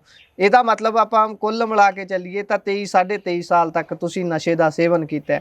23.5 ਸਾਲ ਦੇ ਵਿੱਚ ਮੌਂਟੀ ਨੇ ਆਪਣਾ ਕੀ ਉਜਾੜਿਆ ਹੈ, ਮੌਂਟੀ ਨੇ ਕਿਹੜੇ ਘਾਟੇ ਖਾਦੇ ਨੇ ਜ਼ਿੰਦਗੀ ਦੇ ਵਿੱਚ, ਪੈਸੇ ਦਾ ਕਿੰਨਾ ਉਜਾੜਾ ਕੀਤਾ ਹੈ? ਪੈਸੇ ਦਾ ਭਾਜੀ ਦਾ ਸਾਰਾ ਪਾ ਪੂ ਕੇ ਲਾ ਲਓ ਵੀ ਮੈਂ ਇੱਕ ਦਿਨ ਉਹਦਾ ਸੋਚਦਾ ਸੀਗਾ, ਮੋਟਾ ਹਿਸਾਬ ਲਾਉਂਦਾ ਸੀ ਤੇ ਮੈਨੂੰ ਲੱਗਦਾ ਵੀ 2 ਕਰੋੜ ਰੁਪਏ ਦੇ ਲਾਗੇ ਛਾਗੇ ਦਾ ਨਸ਼ਾ ਕਰ ਲਿਆ, ਕਿਉਂਕਿ 23 ਸਾਲ ਦਾ ਪੀਰੀਅਡ ਬਹੁਤ ਹੁੰਦਾ ਹੈ ਨਾ, ਲੰਬਾ ਹੁੰਦਾ। 40 ਤੋਲੇ ਸੋਨਾ ਜਿਹੜਾ ਉਹ ਵੇਚ ਲਿਆ ਘਰ ਦਾ। ਫੇਰ ਲਾ ਲਓ ਵੀ ਜਦੋਂ ਦਾਣੇ ਹੁੰਦੇ ਸੀਗੇ ਲੈ ਕੇ ਜਾਣੇ, ਜੇ 5 ਟਰਾਲੀਆਂ ਹੋਈਆਂ ਵਿੱਚੋਂ 1 ਟਰਾਲੀ ਗੈਪ ਕਰ ਦੇਣੀ।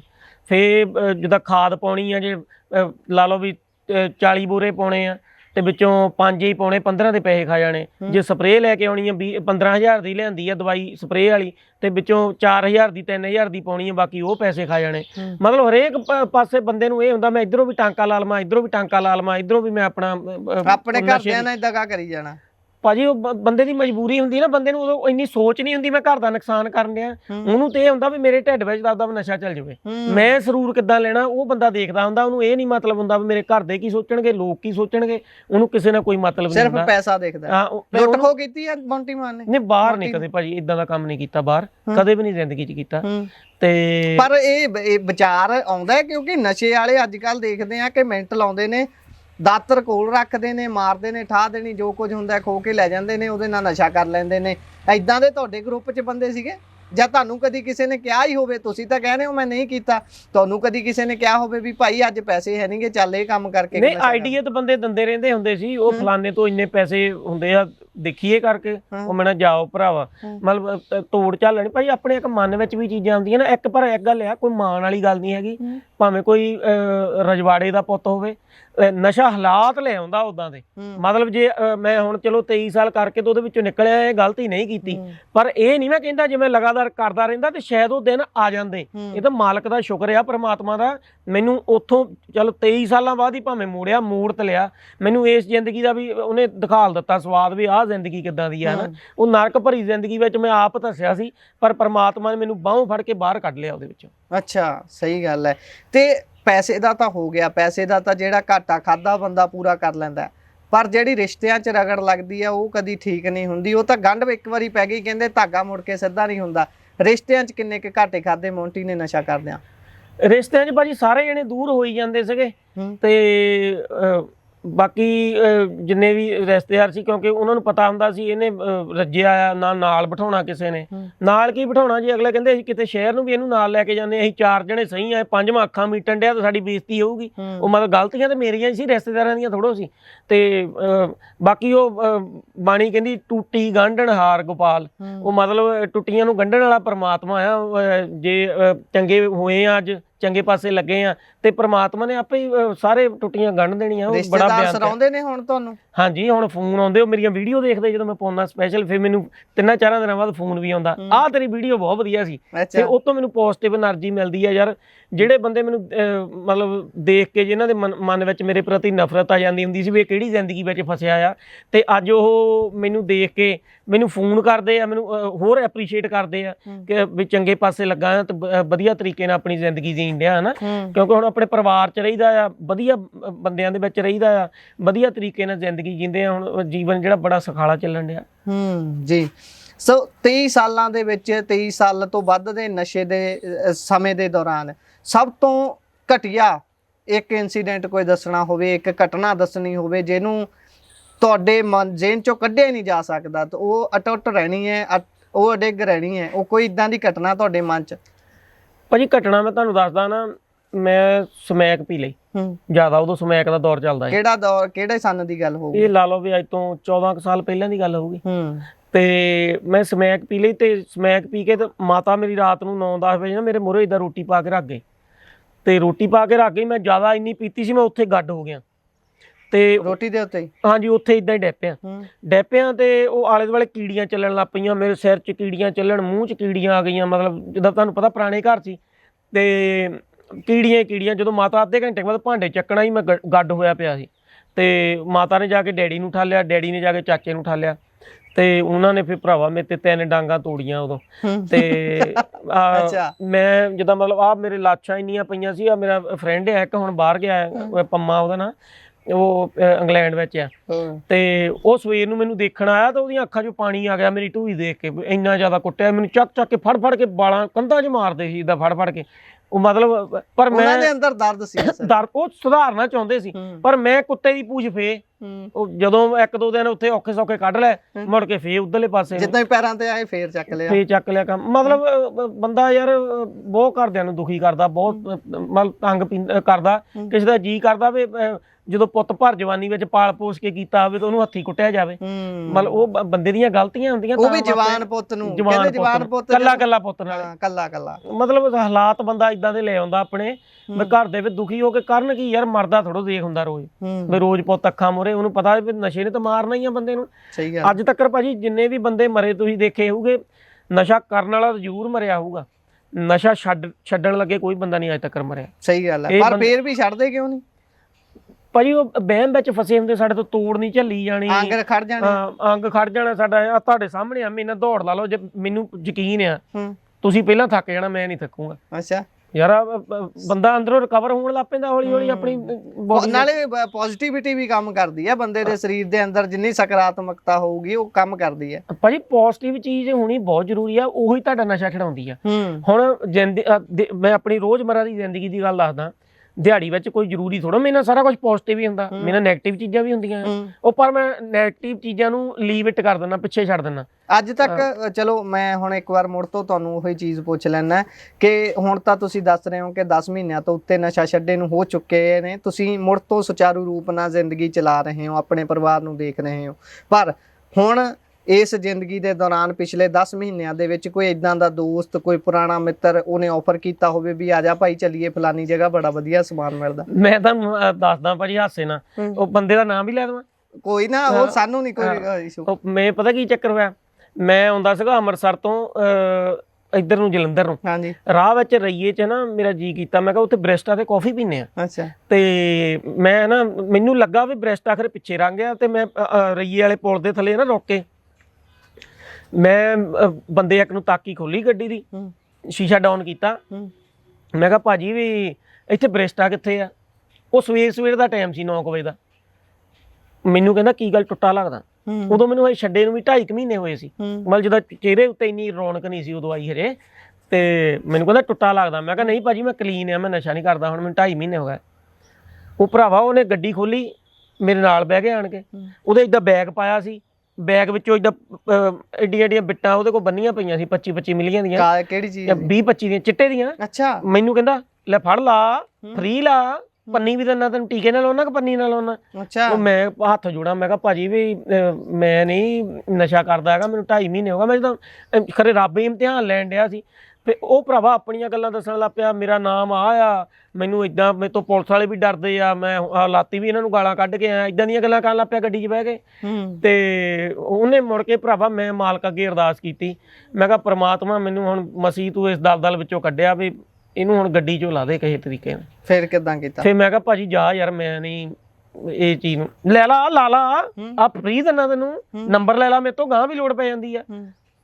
ਮੈਂ ਕਿਹਾ ਭਾਜੀ ਇਦਾਂ ਮੈਂ ਹੱਥ ਜੋੜਿਆ ਉਹਨੂੰ, ਭਰਾਵਾ ਫੇਮ ਮਸੀ ਕਿਤੇ ਗੱਡੀ 'ਚੋਂ ਨਿਕਲਿਆ, ਤੇ ਬਾਅਦ 'ਚ ਉਤਰਦਾ ਕਰੀਏ, ਉਹ ਨੰਬਰ ਲੈ ਲਾ ਮੇਰਾ, ਗਾਂ ਵੀ ਲੋੜ ਪੈ ਜਾਂਦੀ ਆ। ਅੱਛਾ। ਮਤਲਬ ਇਦਾਂ ਦੇ ਹਾਲਾਤ ਆ ਪੰਜਾਬ ਵਿੱਚ ਬਣੇ ਪਏ, ਸ਼ਰੇਆਮ ਬੰਦੇ ਨੂੰ ਰਾਹ ਪੁੱਛਣ ਲੱਗੇ ਤੇ ਉਹ ਬੰਦਾ ਤੁਹਾਨੂੰ ਜੱਜ ਕਰਕੇ ਤੇ ਇਹ ਪੁੱਛਣ ਲੱਗ ਪਵੇ ਵੀ ਨਸ਼ਾ ਆਲੇ ਫੜ ਫ੍ਰੀ ਕਰਾਉਣਾ ਤੈਨੂੰ, ਜਦੋਂ ਉਹਨੂੰ ਪਤਾ ਲੱਗਾ ਵੀ ਇਹਨੂੰ ਛੱਡੇ ਨੂੰ 2-2.5 ਮਹੀਨੇ ਹੋ ਗਏ ਆ।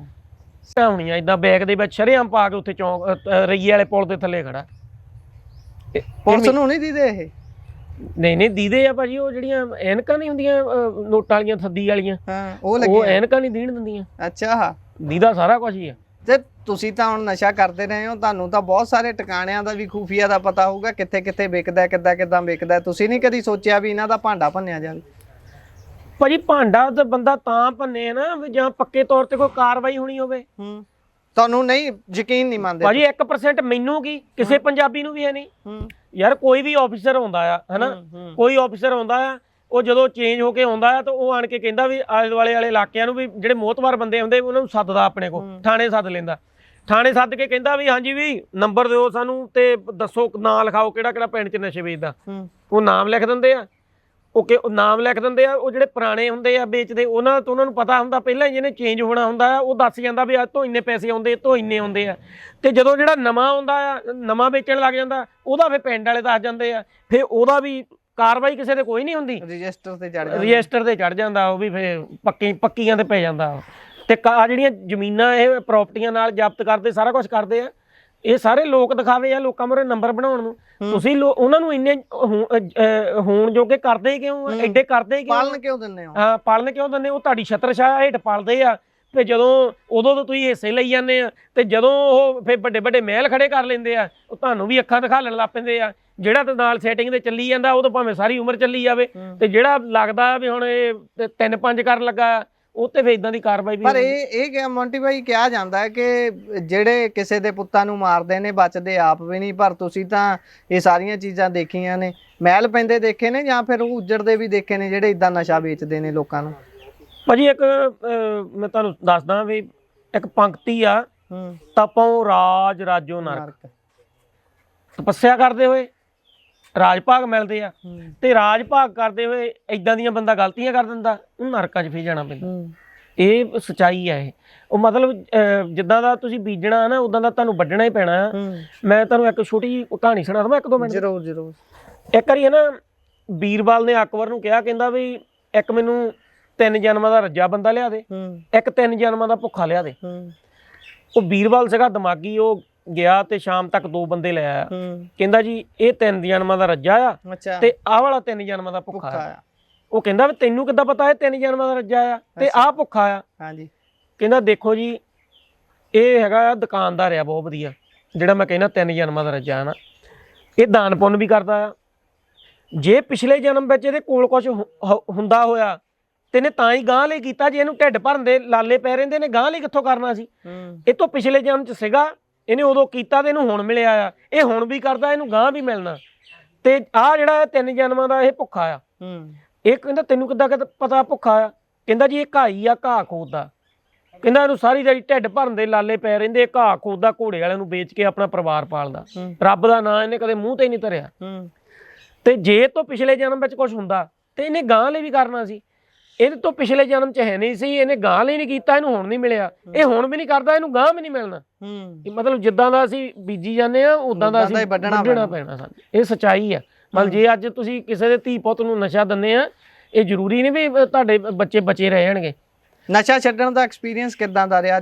ਜਾਂ ਕਿਹਨੇ ਸੱਟ ਮਾਰੀ, ਕਿਹੜੀ ਗੱਲ ਨੇ ਤੁਹਾਡੇ ਦਿਮਾਗ ਤੇ ਸੱਟ ਮਾਰੀ ਕਿ ਨਹੀਂ ਬਸ ਬਹੁਤ ਹੋ ਗਿਆ, ਅੱਜ ਤੋਂ ਬਾਅਦ ਨਸ਼ਾ ਨਹੀਂ ਕਰਨਾ? ਕਿਹੜੀ ਘਟਨਾ ਸੀ ਉਹ? ਭਾਜੀ ਰਾਸ਼ਟਰਪਤੀ ਅਵਾਰਡ ਮਿਲਿਆ ਮੇਰੇ ਸਰ ਸੀਗੇ ਜਸਵੀਰ ਸਿੰਘ ਸੰਧੂ, ਤੇ ਹੁਣ ਵੀ ਉਹ ਬਹੁਤ ਸੇਵਾ ਕਰਦੇ ਆ। ਤੇ ਉਹਨਾਂ ਦੀ ਮੈਨੂੰ ਇੱਕ ਗੱਲ ਹੈ ਨਾ ਮਨ 'ਚ ਘੁੰਮਦੀ ਹੁੰਦੀ ਸੀ, ਬਈ ਇਨਸਾਨ ਦੇ 2 ਕਿਰਦਾਰ ਹੁੰਦੇ, ਇੱਕ ਕਾਂ ਵਾਲਾ, ਇੱਕ ਹੰਸ ਵਾਲਾ। ਇਹ ਤੁਸੀਂ ਤੈਅ ਕਰਨਾ ਤੁਸੀਂ ਕਿਹੜੇ ਕਿਰਦਾਰ ਵਿੱਚ ਆਪਣੀ ਜ਼ਿੰਦਗੀ ਜਿਉਣੀ ਹੈ। ਤੇ ਉਹ ਗੱਲ ਘੁੰਮਦੀ ਹੁੰਦੀ ਸੀ, ਕਿਉਂਕਿ ਸਾਨੂੰ ਸਾਫ਼ ਦੱਸਦਾ ਵੀ ਸਾਡੀ ਜਿਹੜੀ ਜ਼ਿੰਦਗੀ ਇਸ ਵੇਲੇ ਕਾਂ ਵਾਲੀ ਆ, ਕਾਲੇ ਕਾਂ ਵਾਲੀ ਆ। ਤੇ ਫਿਰ ਇੱਕ ਜਿਹੜੀ ਸੀਗੀ ਗੱਲਬਾਤ, ਉਹ ਇਦਾਂ ਵੀ ਮੇਰੀ ਜਿਹੜੀ ਵਾਈਫ ਜਦੋਂ ਬਾਹਰੋਂ ਆਈ ਆ, ਤੇ ਕਿੱਥੇ ਘਰ ਵਾਲੀ ਨੇ ਆਣ ਕੇ ਤੁਹਾਡੇ ਨਾਲ ਬੱਚਿਆਂ ਨੇ ਆਣ ਕੇ ਕਿੰਨੇ ਪਿਆਰ ਨਾਲ ਮਿਲਣਾ ਵਰਤਣਾ, ਉਹ ਸਾਡੇ ਘਰ 'ਚ ਆਉਂਦੇ ਕਲੇਸ਼ ਪੈ ਗਿਆ। ਤੇ ਉਸ ਚੀਜ਼ ਨੇ ਵੀ ਸੱਟ ਮਾਰੀ। ਯਾਰ ਇਹਨਾਂ ਚੀਜ਼ਾਂ ਤੋਂ ਖਹਿੜਾ ਛਡਾਉਣਾ ਹੁਣ। ਘਰ ਵਾਲੀ ਨੇ ਭੂਮਿਕਾ ਨਿਭਾਈ ਕਹਿ ਸਕਦੇ ਆ ਤੁਹਾਡੇ ਨਸ਼ਾ ਛੱਡਣ 'ਚ? ਭਾਜੀ ਮੈਂ ਕਹਿੰਦਾ ਵੀ ਉੱਦਾਂ ਦੀ ਵਾਈਫ ਰੱਬ ਸਭ ਨੂੰ ਦੇਵੇ। ਮੈਂ ਤੈਨੂੰ ਮਨੂੰ ਇਹ ਮਾਲਕ ਅੱਗੇ ਅਰਦਾਸ ਕਰਦਾ, ਕਿਉਂਕਿ ਉਹਨੂੰ ਸਾਰਿਆਂ ਨੇ ਕਿਹਾ ਸੀ ਜਦੋਂ ਕੈਨੇਡਾ ਗਿਆ ਸੀ, ਬੱਚਿਆਂ ਦਾ ਵੀਜ਼ਾ ਲੱਗ ਗਿਆ ਸੀ ਨਾ ਦਾਦਾ ਸਾਹਿਬ। ਕਿਹੜੇ ਸਾਲ 'ਚ? ਸਾਲ ਪਹਿਲੇ। ਅੱਛਾ, ਸਾਲ ਪਹਿਲੇ। ਤੇ ਜਦੋਂ ਬੱਚੇ ਕੈਨੇਡਾ ਗਏ ਨਾ, ਤੇ ਉੱਥੇ ਉਹਨੂੰ ਰਿਸ਼ਤੇਦਾਰਾਂ ਨੇ ਕਿਹਾ ਵੀ, ਸਾਰਿਆਂ ਨੇ, ਚਾਚਿਆਂ ਨੇ ਵੀ ਕਿਹਾ ਵੀ ਉਹਨੇ ਨਹੀਂ ਸੁਧਰਨਾ ਹੈਗਾ, ਕਿਉਂਕਿ ਆਸ ਹੀ ਨਹੀਂ ਸੀ ਕਿਸੇ ਨੂੰ ਵੀ ਇਹ ਸੁਧਰ ਜੂਗਾ। ਬਈ ਤੂੰ ਇੱਥੇ ਰਹਿ ਕੇ ਆਪਣੇ ਬੱਚੇ ਪਾਲ ਲਾ। ਭੂਆ ਹੁਣਾਂ ਨੇ ਕਿਹਾ, ਦਾਦਾ ਜੀ ਨੇ ਕਿਹਾ ਵੀ ਤੂੰ ਆਪਣੇ ਬੱਚਿਆਂ ਦੀ ਜ਼ਿੰਦਗੀ ਬਣਾ ਲਾ, ਉਹਨੇ ਨਹੀਂ ਸੁਧਰਨਾ। ਉਹ ਤੋਂ ਆਸ, ਮੇਰੇ ਤੇ ਆਸ ਹੀ ਨਹੀਂ ਸੀ ਕਿਸੇ ਨੂੰ ਵੀ ਨਹੀਂ ਆਸ ਸੀ। ਤੇ ਮੈਨੂੰ ਆਪ ਨਹੀਂ ਸੀ ਆਸ ਮੈਂ ਜ਼ਿੰਦਗੀ 'ਚ ਨਸ਼ਾ ਛੱਡ ਜੂਗਾ। ਮੈਨੂੰ ਵੀ ਇਹ ਲੱਗਦਾ ਹੁੰਦਾ ਵੀ ਜਿੰਨਾ ਚੱਕਰ ਹੁਣ ਜੀਣਾ ਨਸ਼ੇ ਤੋਂ ਬਗੈਰ ਨਹੀਂ ਮੈਂ ਜੀ ਸਕਦਾ।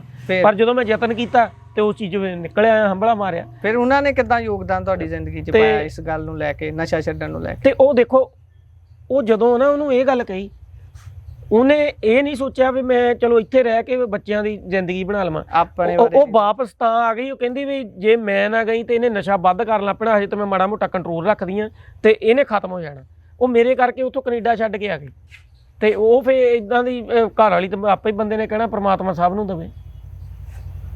ਤੁਹਾਡਾ ਨਸ਼ਾ ਛਡਾਉਣ ਦੇ ਲਈ ਉਹ ਵਾਪਸ ਆਏ। ਤੁਹਾਡਾ ਨਸ਼ਾ ਕਰਦੇ ਹੀ ਉਸ ਸਮੇਂ ਜਦ ਵਿਆਹ ਹੋ ਗਿਆ, ਤੁਹਾਡਾ ਕਿੰਨਾ ਸਮਾਂ ਹੋ ਗਿਆ ਵਿਆਹ ਹੋਏ ਨੂੰ? ਵਿਆਹ ਹੋਏ ਨੂੰ ਭਾਜੀ ਮੇਰੇ ਹੋ ਗਏ ਸੁੱਖ ਨਾਲ 10-11 ਸਾਲ ਹੋ ਗਏ। ਅੱਛਾ, ਤੁਸੀਂ ਉਸਲੇ ਵੀ ਨਸ਼ਾ ਕਰਦੇ ਸੀ? ਹਾਂਜੀ ਹਾਂਜੀ, ਉਦੋਂ ਮੈਂ ਚਿੱਟਾ ਪੀਂਦਾ ਹੁੰਦਾ ਸੀ। ਅੱਛਾ। ਤੇ ਸਵੇਰ ਨੂੰ ਵੀ ਮੈਂ ਜਦੋਂ ਵਿਆਹਣ ਚੱਲੇ ਸੀ, ਮੈਨੂੰ ਮਾਮੇ ਹੁਣੀ ਨਲਾਉਣ ਚੱਲੇ ਸੀ, ਤੇ ਉਦੋਂ ਵੀ ਮੈਂ ਪਹਿਲਾਂ ਮੈਂ ਕਿਹਾ ਮੈਨੂੰ ਪਹਿਲਾਂ ਨਹਾ ਲੈਣ ਦਿਓ, ਤੁਸੀਂ ਜਿਹੜਾ ਸ਼ਗਨ ਕਰਨਾ ਪਾਣੀ ਉੱਤੇ ਨਹੀਂ ਪਾਈਦਾ ਭਾਣਜੇ ਦੇ ਪਾਉਂਦੇ ਹੁੰਦੇ, ਉਹ ਬਾਅਦ ਚੋਂ ਕੱਪ ਪਾ ਲਈਓ। ਮੈਂ ਪਹਿਲਾਂ ਅੰਦਰ ਬੜਿਆ ਦਾਦੋ ਆਪਣਾ ਟਿਕ ਟਿਕ ਕਰਕੇ ਲਾਇਆ ਸਮਾਨ ਸਮੂਨ ਲਾ ਕੇ, ਮੈਂ ਕਿਹਾ ਹੁਣ ਆ ਜਾਓ ਮੇਰਾ ਕੰਮ ਹੋ ਗਿਆ। ਮੈਨੂੰ ਪਤਾ ਸੀ ਸਾਰੀ ਦਿਹਾੜੀ ਮੁੜ ਕੇ ਲਾ ਨਹੀਂ ਹੋਣਾ, ਉੱਤੇ ਕੈਮਰੇ ਵਾਲਿਆਂ ਨੇ ਨਹੀਂ ਛੱਡਣਾ। ਤੇ ਫਿਰ ਵਿਆਹ ਵਾਲੇ ਦਿਨ ਵੀ ਤੁਸੀਂ ਨਸ਼ਾ ਕਰਕੇ ਵਿਆਹਣ ਗਏ? ਹਾਂਜੀ ਹਾਂਜੀ, ਜਿਹੜਾ ਸੱਚ ਹੈ ਯਾਰ, ਜੇ ਮੈਂ ਆਪਣੇ ਤੋਂ ਗੰਦਗੀ ਨਹੀਂ ਕੱਢੂੰਗਾ ਅੰਦਰੋਂ ਤੇ ਮੈਂ ਗਾਂ ਕਿੱਦਾਂ ਸਹੀ ਰਹੂੰਗਾ। ਆ ਮੈਨੂੰ ਭਾਵੇਂ ਹੁਣ ਕੋਈ ਮਾੜਾ ਕਹੀ ਜਾਵੇ, ਕੋਈ ਗਾਲਾਂ ਕੱਢੀ ਜਾਵੇ, ਆਪਾਂ ਨੂੰ ਨਹੀਂ ਕੋਈ ਪਰਵਾਹ ਕਿਸੇ ਦੀ। ਤੇ ਸਾਨੂੰ ਤੇ ਇਹ ਆ ਵੀ ਆਪਣਾ ਮਨ ਹੌਲਾ ਰੱਖਣਾ। ਤੁਹਾਡੀ ਪਤਨੀ ਨੇ ਤੁਹਾਡੇ ਨਾਲ ਉਸ ਸਮੇਂ ਤੋਂ ਲੈ ਕੇ ਨਿਭਾਈ ਹੈ। ਤੁਸੀਂ ਬੇਸ਼ੱਕ ਨਸ਼ਾ ਕਰਦੇ ਸੀ, ਨਸ਼ਾ ਕਰਦੇ ਰਹੇ ਹੋ, ਨਸ਼ਾ ਹੁਣ ਛੱਡ ਵੀ ਦਿੱਤਾ ਹੈ, ਯੋਗਦਾਨ ਤੁਸੀਂ ਉਹਨਾਂ ਦਾ ਦੱਸ ਦਿਓ। ਉਹਨਾਂ ਨੇ ਨਾਲ ਖੜੇ ਹੋ ਕੇ ਯੋਗਦਾਨ ਕੀਤਾ? ਹਾਂਜੀ ਹਾਂਜੀ ਭਾਜੀ, ਪੂਰਾ ਹਜੇ ਤਾਈਂ ਵੀ ਪੂਰਾ ਸਾਥ ਦਿੰਦੀ ਆ ਜਿੱਦਾਂ ਵੀ ਮੈਂ ਜੋ। ਹੁਣ ਉਹਨਾਂ ਦਾ ਕੀ ਰਿਐਕਸ਼ਨ ਹੁੰਦਾ ਜੇ ਹੁਣ ਦਾ ਆਪਾਂ ਜਾਣਨਾ ਹੋਵੇ ਕਿ ਹੁਣ ਤੁਸੀਂ ਨਸ਼ਾ ਛੱਡ ਚੁੱਕੇ ਹੋ, ਤੇ ਹੁਣ ਤੁਹਾਨੂੰ ਕਿੱਦਾਂ ਦਾ ਰਿਐਕਸ਼ਨ ਦੇਖਣ ਨੂੰ ਮਿਲਦਾ ਹੈ ਆਪਣੇ ਬੱਚਿਆਂ ਦਾ, ਆਪਣੇ ਮਾਂ-ਪਿਓ ਦਾ, ਜਿਨ੍ਹਾਂ ਨੇ ਤੁਹਾਡੇ ਤੇ ਡਾਂਗਾ ਤੋੜ ਦਿੱਤੀਆਂ, ਤੁਹਾਡੇ ਚਾਚਾ ਜੀ ਹੁਣੀ, ਤੇ ਤੁਹਾਡੀ ਪਤਨੀ ਦਾ? ਭਾਜੀ ਅੱਗੇ ਜਿੱਦਾਂ ਨਾ ਅੰਦਰੋਂ ਜਿੱਦਾਂ ਮਰਜ਼ੀ ਉਹ ਕਰੀ ਜਾਂਦੇ ਸੀਗੇ ਰਿਐਕਟ, ਪਰ ਉੱਤੋਂ ਵੀ ਦੁਖੀ ਸੀਗੇ ਅੰਦਰੋਂ। ਕਈ ਵੇਲੇ ਜਿੱਦਾਂ ਬੰਦਾ ਸੋਚ ਲੈਂਦਾ, ਪਰ ਅੰਦਰੋਂ ਘੁੱਟ ਹੋਏ ਰਹਿੰਦੇ ਹਨ, ਤੇ ਦੁਖੀ ਹਰ ਵੇਲੇ ਸੋਚੀ ਜਾਣਾ ਵੀ ਇਹ ਸਾਡਾ ਉਜਾੜਾ ਪਾਉਣ ਡਿਆ ਆ, ਇਹ ਕਿੱਦਾਂ ਮਰ ਨਾ ਜਾਵੇ, ਇਦਾਂ ਨਾ ਹੋ ਜਾਵੇ। ਹੁਣ ਉਹ ਅੰਦਰੋਂ ਵੀ ਸੌਖੇ ਆ, ਬਾਹਰੋਂ ਵੀ ਸੌਖੇ ਆ। ਮਤਲਬ ਉਹਨਾਂ ਦੇ ਜਿਹੜੇ ਲੈਂਗੁਏਜ ਆ ਉਹ ਵੀ ਸਹੀ ਆ, ਸਾਰਾ ਕੁਝ ਸਹੀ ਆ। ਮਤਲਬ ਹੌਲੀ ਹੌਲੀ ਚੀਜ਼ਾਂ ਚੇਂਜ ਹੁੰਦੀਆਂ ਜਾਂਦੀਆਂ, ਬਦਲਦੀਆਂ ਜਾਂਦੀਆਂ। ਜਿਹੜੇ ਬੰਦੇ ਤੁਹਾਡੇ ਤੋਂ ਦੂਰ ਚਲ ਜਾਂਦੇ ਉਹ ਵੀ ਨੇੜੇ ਆਉਣ ਲੱਗ ਪਏ। ਇੱਕ ਬੰਦੇ ਦਾ ਤੁਸੀਂ ਮੰਨ ਸਕਦੇ ਆ, ਮੈਨੂੰ 18 ਸਾਲਾਂ ਬਾਅਦ 3 ਦਿਨ ਪਹਿਲਾਂ ਫੋਨ ਆਇਆ। ਉਹਨੇ ਇੰਸਟਾ ਤੇ ਮੇਰੀ ਵੀਡੀਓ ਵਾਇਰਲ ਦੇਖੀ, ਇੱਕ ਵੀਡੀਓ ਵਾਇਰਲ ਹੋਈ ਮੇਰੀ, ਤੇ ਉਹਨੇ ਉੱਥੋਂ ਮੈਂ ਇੰਸਟਾ ਤੇ ਨੰਬਰ ਪਾਇਆ, ਉੱਥੋਂ ਮੇਰਾ ਚੱਕ ਕੇ ਨੰਬਰ ਤੇ ਮੈਨੂੰ ਚੇਤਾ ਕਰਾਇਆ ਵੀ ਮੈਂ ਉਹ ਆ ਜਿੱਤੋਂ ਤੂੰ ਉਦੋਂ 3 ਦਿਨ ਰਹਿ ਕੇ ਗਿਆ ਸੀ ਤੁਸੀਂ। ਅੱਛਾ। ਹਾਂ, ਤੇ ਨਸ਼ੇ ਦੇ ਸਮੇਂ 'ਚ? ਨਸ਼ੇ ਦੇ ਸਮੇਂ 'ਚ 18 ਸਾਲਾਂ ਬਾਅਦ। ਹੁਣ ਉਹ ਪਿੰਡ ਦਾ ਸਰਪੰਚ ਆ, ਜ਼ਿੰਮੇਵਾਰ ਬੰਦਾ ਹੈ ਉਹ। ਕਿੱਥੇ ਅਸੀਂ ਆਮ ਜਿਹਾ ਉਦੋਂ ਇਦਾਂ ਹੀ ਤੁਰੇ ਫਿਰਦੇ ਹੁੰਦੇ। ਮਤਲਬ ਆ ਜਿਹੜੇ ਮੌਂਟੀ ਨੂੰ ਅੱਜ ਚੇਤੇ ਆਉਂਦੀ ਹੈ ਉਹ ਚੀਜ਼, ਜਦੋਂ ਡਾਂਗਾ ਤੋੜੀਆਂ ਗਈਆਂ ਸੀ ਸਰੀਰ ਦੇ ਉੱਪਰ ਵੀ, ਇੱਕ ਸਮਾਂ ਉਹ ਵੀ ਸੀ ਤੇ ਇੱਕ ਸਮਾਂ ਅੱਜ ਦਾ ਹੈ। ਅੱਜ ਉਸ ਸਥਿਤੀ ਨੂੰ ਸੋਚ ਕੇ, ਘੜੀ ਨੂੰ ਸੋਚ ਕੇ ਦਿਮਾਗ 'ਚ ਕੀ ਆਉਂਦਾ? ਭਾਜੀ ਉਹ ਇਹੀ ਆਉਂਦਾ ਵੀ ਜੇ ਮੈਂ ਉਦੋਂ ਹੀ ਸੁਧਰ ਜਾਂਦਾ ਤੇ ਅੱਜ ਨੂੰ ਮੈਂ ਕਿਤੇ ਦੀ ਕਿਤੇ ਪਹੁੰਚਿਆ ਹੁੰਦਾ, ਕਿਉਂਕਿ ਮੈਂ ਰਾਈਟਰ ਆ, ਮੈਂ ਲਿਖਦਾ ਆ। ਵੈਸੇ ਕੋਈ ਏਮ ਸੀ ਜ਼ਿੰਦਗੀ ਦਾ? ਮੈਂ ਤੁਹਾਡਾ ਜ਼ਿੰਦਗੀ ਦੇ ਵਿੱਚ ਕੋਈ ਸੋਚਿਆ ਸੀ ਕਿ ਆਹ ਬਣਨਾ? ਨਸ਼ੇ 'ਚ ਤਾਂ ਪੈ ਗਏ 14 ਸਾਲਾਂ ਦੀ ਉਮਰ 'ਚ। ਭਾਜੀ ਉਦੋਂ ਤੇ ਏਮ ਇਹੀ ਹੁੰਦਾ ਸੀ ਵੀ ਸਵੇਰ ਨੂੰ ਨਸ਼ਾ ਕਿੱਥੋਂ ਕਰਨਾ ਤੇ ਸ਼ਾਮ ਨੂੰ ਕਿੱਥੋਂ ਕਰਨਾ। ਉਦੋਂ ਬੰਦੇ ਦਾ ਕੋਈ ਏਮ ਨਹੀਂ ਹੁੰਦਾ। ਨਹੀਂ, ਬਚਪਨ ਦੇ ਵਿੱਚ ਜੇ ਕਹਿ ਲਈਏ, ਬੰਦਾ ਕੋਈ ਕਹਿੰਦਾ ਡਾਕਟਰ ਬਣਨਾ, ਪਾਇਲਟ ਬਣਨਾ, ਕੋਈ ਕਹਿੰਦਾ ਮੈਂ ਖੇਤੀ 'ਚ ਵੱਡਾ ਕਿਸਾਨ ਬਣਨਾ। ਤੇ ਉਹ ਭਾਜੀ ਏਦਾਂ ਆ ਵੀ ਉਦੋਂ ਛੋਟੀ ਜਿਹੀ 12-13 ਸਾਲਾਂ ਦੀ, 14 ਸਾਲਾਂ ਦੀ ਉਮਰ 'ਚ ਬੰਦੇ ਨੂੰ ਕੀ ਮਤਲਬ ਜਿੱਦਾਂ ਦਿਮਾਗ ਵਿੱਚ ਇਹ ਗੱਲ ਹੋਣੀ। ਤੇ ਜੇ ਸਾਨੂੰ ਕਿਤੇ ਮੈਡਮ ਨੇ ਏਦਾਂ ਕਿਤੇ ਖੜੇ ਕਰ ਵੀ ਲੈਣਾ ਕਲਾਸ ਵਿੱਚ, ਹਾਂਜੀ ਵੀ ਦੱਸੋ ਤੂੰ ਕੀ ਬਣਨਾ, ਤੂੰ ਕੀ ਬਣਨਾ, ਤਾਂ ਅਸੀਂ ਕਹਿੰਦੇ ਹੁੰਦੇ ਡੈਡੀ ਬਣਨਾ ਜੀ। ਅੱਛਾ। ਸਾਡੇ ਏਦਾਂ ਮਤਲਬ ਹਾਸੇ ਮਖੌਲ ਜੇ ਚੱਲੀ ਜਾਣੇ, ਉਦੋਂ ਅਸੀਂ ਏਦਾਂ ਕਹਿ ਦੇਣਾ ਮੈਡਮ ਨੂੰ ਵੀ ਅਸੀਂ ਡੈਡੀ ਬਣਨਾ ਵੱਡੇ ਹੋ ਗਏ। ਸਹੀ ਆ, ਸਹੀ ਆ। ਅੱਛਾ, ਇਹ ਕੁਝ ਹੁੰਦਾ ਰਿਹਾ। ਹੁਣ ਜੇ ਆਪਾਂ ਸੇਧ ਦੇਣੀ ਹੋਵੇ ਉਹ ਨੌਜਵਾਨਾਂ ਨੂੰ ਜਿਹੜੇ ਸਕੂਲਾਂ ਦੇ ਵਿੱਚ ਪੜ੍ਹ ਰਹੇ ਨੇ, ਉਹ ਨੌਜਵਾਨਾਂ ਨੂੰ ਜਿਨ੍ਹਾਂ ਨੂੰ ਲੱਗਦਾ ਹੈ ਕਿ ਜੋ ਗੀਤਾਂ ਵਿੱਚ ਦਿਖਾਇਆ ਜਾ ਰਿਹਾ ਹੈ, ਫੀਮ, ਕਾਲੀ ਨਾਗਣੀ ਕਿਹਾ ਜਾਂਦਾ ਹੈ, ਜਾਂ ਸ਼ਰਾਬ ਦੀ ਗੱਲ ਕੀਤੀ ਜਾਂਦੀ ਹੈ ਕਿ ਸਰੂਰ ਦਿੰਦੀ ਹੈ, ਫਲਾਨਾ ਕਰਦੀ ਹੈ, ਜਿੰਨਾ ਚਿਰ ਸਰੂਰ ਨਾ ਹੋਵੇ ਮੈਂ ਇਹ ਨਹੀਂ ਕਰਦਾ, ਉਹ ਨਹੀਂ ਕਰਦਾ, ਉਹ ਨੌਜਵਾਨਾਂ ਨੂੰ ਕੀ ਸੇਧ ਦੇਣੀ ਚਾਹੋਗੇ ਜਿਹੜੇ ਜਾਂ ਤਾਂ ਨਸ਼ਿਆਂ ਦੇ ਵਿੱਚ ਪੈਰ ਧਰਾਵਾ ਕਰ ਚੁੱਕੇ ਨੇ, ਜਾਂ ਫਿਰ ਹਾਲੇ ਸੋਚ ਰਹੇ ਨੇ ਕਿ ਇੱਕ ਵਾਰੀ ਸਵਾਦ ਜ਼ਰੂਰ ਚੱਖਣਾ? ਭਾਜੀ ਇੱਦਾਂ ਮੈਨੂੰ ਲੱਗਦਾ ਆ ਵੀ ਪੰਜਾਬ ਦੀ ਜਵਾਨੀ ਨੂੰ ਵਿਗਾੜਨ ਵਿੱਚ 80% ਰੋਲ ਜਿਹੜਾ ਸਾਡੇ ਉਹਨਾਂ ਗਾਣਿਆਂ ਦਾ 85% ਜਦੋਂ ਆ ਗਾਣਾ ਉਦਾਂ ਦਾ ਆਉਂਦਾ ਨਾ, ਕੋਈ ਚੱਕ ਲੋ ਰਿਵਾਲਵਰ ਰਫਲਾਂ ਤੇ ਕਬਜ਼ਾ ਲੈਣਾ, ਤੇ ਭਾਵੇਂ ਮਾਨ ਸਾਹਿਬ ਨੇ ਚਲੋ ਉਸ ਸਮੇਂ ਦੇ ਹਿਸਾਬ ਨਾਲ ਗਾਤਾ ਆਪਣਾ, ਚਲੋ ਗੋਤੀਆ ਭਰਾ ਆ ਹੈਗਾ ਹੀ, ਤਾਂ ਉਹ ਵੀ ਵਾਇਲੇਸ਼ਨ ਹੀ ਆ ਵੈਸੇ, ਵਾਇਲੈਂਸ ਹੈ ਉਹ। ਮਤਲਬ ਉਹ ਚੀਜ਼ਾਂ ਜਿਹੜੀਆਂ ਨਾ ਚਲੋ ਉਦੋਂ ਚੱਲ ਵੀ ਗਈ ਉਹ ਚੀਜ਼, ਜਾਂ ਹੋਰ ਵੀ ਕਲਾਕਾਰਾਂ ਨੇ ਬਹੁਤ ਗਾਏ ਆ ਵੀ ਬੰਦਾ ਮਾਰ ਕੇ ਮੈਂ ਤਾਂ ਰੋਟੀ ਖਾਣਾ ਜੀ, ਐਂ ਕਰਦਾ ਉਹ ਕਰਦਾ। ਉਹ ਚੀਜ਼ਾਂ ਵਿੱਚ ਜਿਹੜੀ ਨਵੀਂ ਮੜੀਰ ਹੁੰਦੀ ਆ ਫਿਰ ਹਵਾ 'ਚ ਆ ਜਾਂਦੀ ਆ, ਉਹ ਫੀਲਿੰਗ ਜੀ ਚੱਕ ਜਾਂਦੀ ਆ। ਤੇ ਉਹ ਮਤਲਬ ਜਿੱਦਾਂ ਇੱਕ ਗੱਲ ਹੋਰ ਤੁਹਾਨੂੰ ਦੱਸਾਂ ਭਾਜੀ, ਜਿਹੜਾ ਨਸ਼ਾ ਹੋਇਆ ਜਾਂ ਬਦਮਾਸ਼ੀ ਹੋਈ, ਇਹਦੇ ਦੋ ਹੀ ਅੰਤ ਆ, ਜਾਂ ਜੇਲ੍ਹ ਜਾਂ ਮੌਤ। ਤੀਜਾ ਇਹਦਾ ਕੋਈ ਰਾਹ ਹੈ ਨਹੀਂਗਾ। ਇਸ ਚੀਜ਼ ਦਾ ਤੀਸਰਾ ਰਾਸਤਾ ਹੀ ਕੋਈ ਹੈ ਨਹੀਂ। ਇਹ ਹੁਣ ਨਵੇਂ ਭਰਾ ਜਿਹੜੇ ਆਪਣੇ ਨਵੇਂ ਮੁੰਡੇ ਆ, ਤੁਸੀਂ ਤੈਅ ਕਰਨਾ ਵੀ ਅਸੀਂ ਇਹਨਾਂ ਦੋਵਾਂ ਰਾਸਤਿਆਂ ਉੱਤੇ ਜਾਣਾ, ਜਾਂ ਆਪਣੀ ਜ਼ਿੰਦਗੀ ਵਿੱਚ ਪੜ੍ਹ ਲਿਖ ਕੇ ਵਧੀਆ ਡਾਕਟਰ, ਵਧੀਆ ਸਿਆਸਤਦਾਨ, ਵਧੀਆ ਲਾ ਲਓ ਵੀ ਇੰਜੀਨੀਅਰ ਬਣਨਾ, ਜਾਂ ਵਧੀਆ ਆਪਣੇ ਪੰਜਾਬ ਨੂੰ ਅੱਗੇ ਲੈ ਕੇ ਜਾਣ ਲਈ ਵਧੀਆ ਰੋਲ, ਵਧੀਆ ਭੂਮਿਕਾ ਨਿਭਾਉਣੀ ਆ, ਹਨਾ। ਇਹਦਾ ਤੁਸੀਂ ਆਪ ਤੈਅ ਕਰਨਾ। ਆਪਾਂ ਦੂਜੇ ਨੂੰ ਬਦਲ ਨਹੀਂ ਸਕਦੇ ਹੈਗੇ, ਆਪਾਂ ਆਪਣੇ ਆਪ ਨੂੰ ਬਦਲ ਸਕਦੇ ਹਾਂ। ਇਸ ਲਈ ਆਪਣੇ ਆਪ ਉੱਤੇ ਕੰਟਰੋਲ ਰੱਖੋ ਵੀ ਅਸੀਂ ਮਾੜੇ ਪਾਸੇ ਨਹੀਂ ਜਾਣਾ। ਜੇ ਕੋਈ ਆਫਰ ਵੀ ਕਰਦਾ ਹੈ ਤਾਂ ਆਪਣੀ ਸੋਝੀ ਵਰਤੋ, ਆਪਣੀ ਸੋਝੀ ਵਰਤੋ। ਤੇ ਹੁਣ ਤੁਹਾਡੀ ਜ਼ਿੰਦਗੀ ਦੇ ਇਸ ਪੜਾਅ ਤੇ ਆਉਣੇ, ਜਿਹੜੀ ਤੁਸੀਂ ਗੱਲ ਕੀਤੀ ਕਿ ਮੈਂ ਲਿਖਦਾ ਵੀ ਰਿਹਾ, ਤੁਸੀਂ ਲਿਖਦੇ ਹੋ, ਸਾਰੀਆਂ ਗੱਲਾਂ ਹੋ ਗਈਆਂ, ਨਸ਼ੇ ਦੀਆਂ ਹੋ ਗਈਆਂ, ਪਰ ਤੁਸੀਂ ਲਿਖਦੇ ਹੋ, ਕਿਹੋ ਜਿਹਾ ਲਿਖਦੇ ਹੋ, ਕੀ ਸੁਣਨਾ ਕੀ ਪਸੰਦ ਹੈ? ਮੌਂਟੀ ਮਾਨ ਨੂੰ ਲਿਖਣਾ ਕਿਹੋ ਜਿਹਾ ਪਸੰਦ ਹੈ? ਜੇ ਕੋਈ ਲਿਖਤ ਹੈ ਸੋਹਣੀ ਜੀ, ਉਹ ਵੀ ਜ਼ਰੂਰ ਸੁਣਾ ਦਿਓ। ਹਾਂਜੀ ਭਾਜੀ, ਮੈਂ ਇੱਕ ਗੀਤ ਲਿਖਿਆ ਸੀਗਾ, ਕਾਮਯਾਬ ਹੋ ਜਾਂਦਾ ਬੰਦਾ ਜਿਹੜਾ ਕੋਸ਼ਿਸ਼ ਕਰਦਾ, ਜਿਸ ਤੇ ਰੱਬ ਦੀ ਕਿਰਪਾ ਹੋ ਜਾਏ ਨਾ ਡੁੱਬਦਾ ਨਾ ਮਰਦਾ, ਜਿਸ ਤੇ ਰੱਬ ਦੀ ਕਿਰਪਾ ਹੋ ਜਾਏ ਨਾ ਡੁੱਬਦਾ ਨਾ ਮਰਦਾ, ਸਭ ਕੁਝ ਸੋਹਣਿਆ ਮਿਲ ਜਾਂਦਾ ਜੇ ਚੰਗੀ ਨੀਤ ਨਾਲ ਚਾਹੀਏ, ਚਲਦੀ ਜ਼ਿੰਦਗੀ ਦਾ ਬੈਕ ਗੇਰ ਨਾ ਪਾਈਏ, ਚਲਦੀ ਜ਼ਿੰਦਗੀ ਦਾ ਬੈਕ ਗੇਰ ਨਾ ਪਾਈਏ, ਅੱਜ ਦੇ ਕੰਮ ਨੂੰ ਅੱਜ ਹੀ ਕਰੀਏ, ਕੱਲ ਤੇ ਨਾ ਗੱਲ ਸੁੱਟੀਏ, ਜਿਹੜੇ ਪਾਸੇ ਵੀ ਹੱਥ ਪਾਈਏ ਪੈਰ ਨਾ ਪਿੱਛੇ ਪੁੱਟੀਏ, ਦਿਲ ਨਾ ਹੋਵੇ ਗਰੀਬ ਕਿਸੇ ਦਾ ਭਾਵੇਂ ਸੁੱਕੀਆਂ ਖਾਈਏ, ਚਲਦੀ ਜ਼ਿੰਦਗੀ ਦਾ ਬੈਕ ਗੇਰ ਨਾ ਪਾਈਏ, ਚਲਦੀ ਜ਼ਿੰਦਗੀ ਦਾ ਬੈਕ ਗੇਰ ਨਾ ਪਾਈਏ, ਜਮਸ਼ੇਰ ਵਾਲੇ ਮੋਂਟੀ ਵਾਂਗਰ ਪੱਕਾ ਨਿਸ਼ਚਾ ਕਰੀਏ, ਜਿਹੜਾ ਸਾਡੇ ਐਬ ਦੱਸੇ ਉਹਦਾ ਹੀ ਹੱਥ ਫੜੀਏ, ਜਿਹੜਾ ਸਾਡੇ ਐਬ ਦੱਸੇ ਉਹਦਾ ਹੀ ਹੱਥ ਫੜੀਏ, ਉਸ ਸੱਜਣ ਨੂੰ ਕੋਲ ਬਿਠਾ ਕੇ ਹੱਥੀਂ ਚੋਗ ਚਗਾਈਏ, ਚਲਦੀ ਜ਼ਿੰਦਗੀ ਦਾ ਬੈਕ ਗੇਰ ਨਾ ਪਾਈਏ, ਚਲਦੀ ਜ਼ਿੰਦਗੀ ਦਾ ਬੈਕ ਗੇਰ ਨਾ ਪਾਈਏ। ਵਾਹ ਜੀ ਵਾਹ, ਬਹੁਤ ਚੰਗਾ। ਇਹ ਤੁਸੀਂ ਆਪਣੇ ਮਨ ਦੀ ਸੰਤੁਸ਼ਟੀ ਲਈ ਲਿਖਦੇ ਹੋ ਜਾਂ ਫਿਰ ਇਹਨੂੰ ਕਮਰਸ਼ੀਅਲ ਤੌਰ ਤੇ ਕਿਸੇ ਨੂੰ ਗਾਣੇ ਗੂਣੇ ਵੇਚਦੇ ਵੀ ਹੋ, ਦਿੰਦੇ ਵੀ ਹੋ? ਭਾਜੀ ਇੱਦਾਂ ਮੈਂ ਲਿਖਦਾ ਤਾਂ ਆਪਣੇ ਪਹਿਲਾਂ ਮਨ ਦੀ ਸੰਤੁਸ਼ਟੀ ਵਿੱਚ ਲਈ ਸੀ ਭਾਜੀ। ਪ੍ਰੋਫੈਸ਼ਨਲ ਇੱਦਾਂ ਨਾ, ਮੈਂ ਜਦੋਂ ਇਸ ਚੀਜ਼ ਤੋਂ ਥੋੜਾ ਟੁੱਟ ਗਿਆ ਸੀ, ਪਹਿਲਾਂ ਮੇਰੇ ਆਏ ਵੀ 2-3 ਗਾਣੇ ਸੁੱਚਾ ਰੰਗੀਲਾ ਜੀ ਨੇ ਗਾਏ ਆ, ਜਿਨ੍ਹਾਂ ਦਾ ਫੀਮ ਦਾ ਪੂਰਾ ਗਾਣਾ ਚੱਲਿਆ ਸੀ, ਮਨਦੀਪ ਮੈਂਡੀ, ਸੁੱਚਾ ਰੰਗੀਲਾ ਜੀ, ਬਾਂਸੀ ਬਰਨਾਲੇ ਨੇ ਗਾਏ ਆ ਗਾਣੇ, 1-2 ਜਿਹਨਾਂ ਨੇ ਹੋਰ ਗਾਏ ਆ। ਪਰ ਮੈਂ ਉਦੋਂ 10 ਸਾਲ ਟੁੱਟ ਗਿਆ ਸੀ, ਮੈਂ ਨਸ਼ੇ ਵਿੱਚ ਜ਼ਿਆਦਾ ਗਲਤਾਨ ਹੋ ਗਿਆ ਸੀ। ਪਰ ਹੁਣ ਸਮਾਂ ਇਦਾਂ ਦਾ ਆ ਗਿਆ ਵੀ ਜੇ ਮੈਂ ਕਿਸੇ ਨੂੰ ਗੱਲ ਵੀ ਕਰਾਂ ਨਾ, ਭਾਜੀ ਮੈਂ ਆਹ ਗੀਤ ਲਿਖਿਆ, ਉਹ ਗੀਤ ਮੇਰਾ ਭਾਵੇਂ ਸਾਰਿਆਂ ਦੇ ਗਾਣਿਆਂ ਤੋਂ ਵਧੀਆ ਵੀ ਹੋਵੇ, ਪਰ ਅਗਲੇ ਨੇ ਮੇਰੇ ਤੋਂ ਇਹ ਭਾਲਣਾ ਵੀ ਇਹ ਮੈਨੂੰ ਕਿੰਨੇ ਪੈਸੇ ਦਿੰਦਾ ਹੈ। ਨਾਮਵਰ ਸਿੰਗਰ, ਨਾਮਵਰ ਜਿਹੜੀਆਂ ਕੰਪਨੀਆਂ, ਉਹ ਪਹਿਲਾਂ ਜਦੋਂ ਤੁਹਾਨੂੰ ਜਿੱਦਾਂ ਸ਼ੁਰੂਆਤ ਤੁਹਾਡੀ ਕਰਾਉਣ ਲੱਗਦੀਆਂ ਨੇ, ਉਹ ਚੀਜ਼ ਵਧੀਆ ਨਹੀਂ ਦੇਖਦੀਆਂ। ਉਹਨਾਂ ਦਾ ਇਹ ਨਹੀਂ ਮਕਸਦ ਹੁੰਦਾ ਵੀ ਲੋਕਾਂ ਤੱਕ ਚੀਜ਼ ਵਧੀਆ ਲੈ ਕੇ ਜਾਈਏ।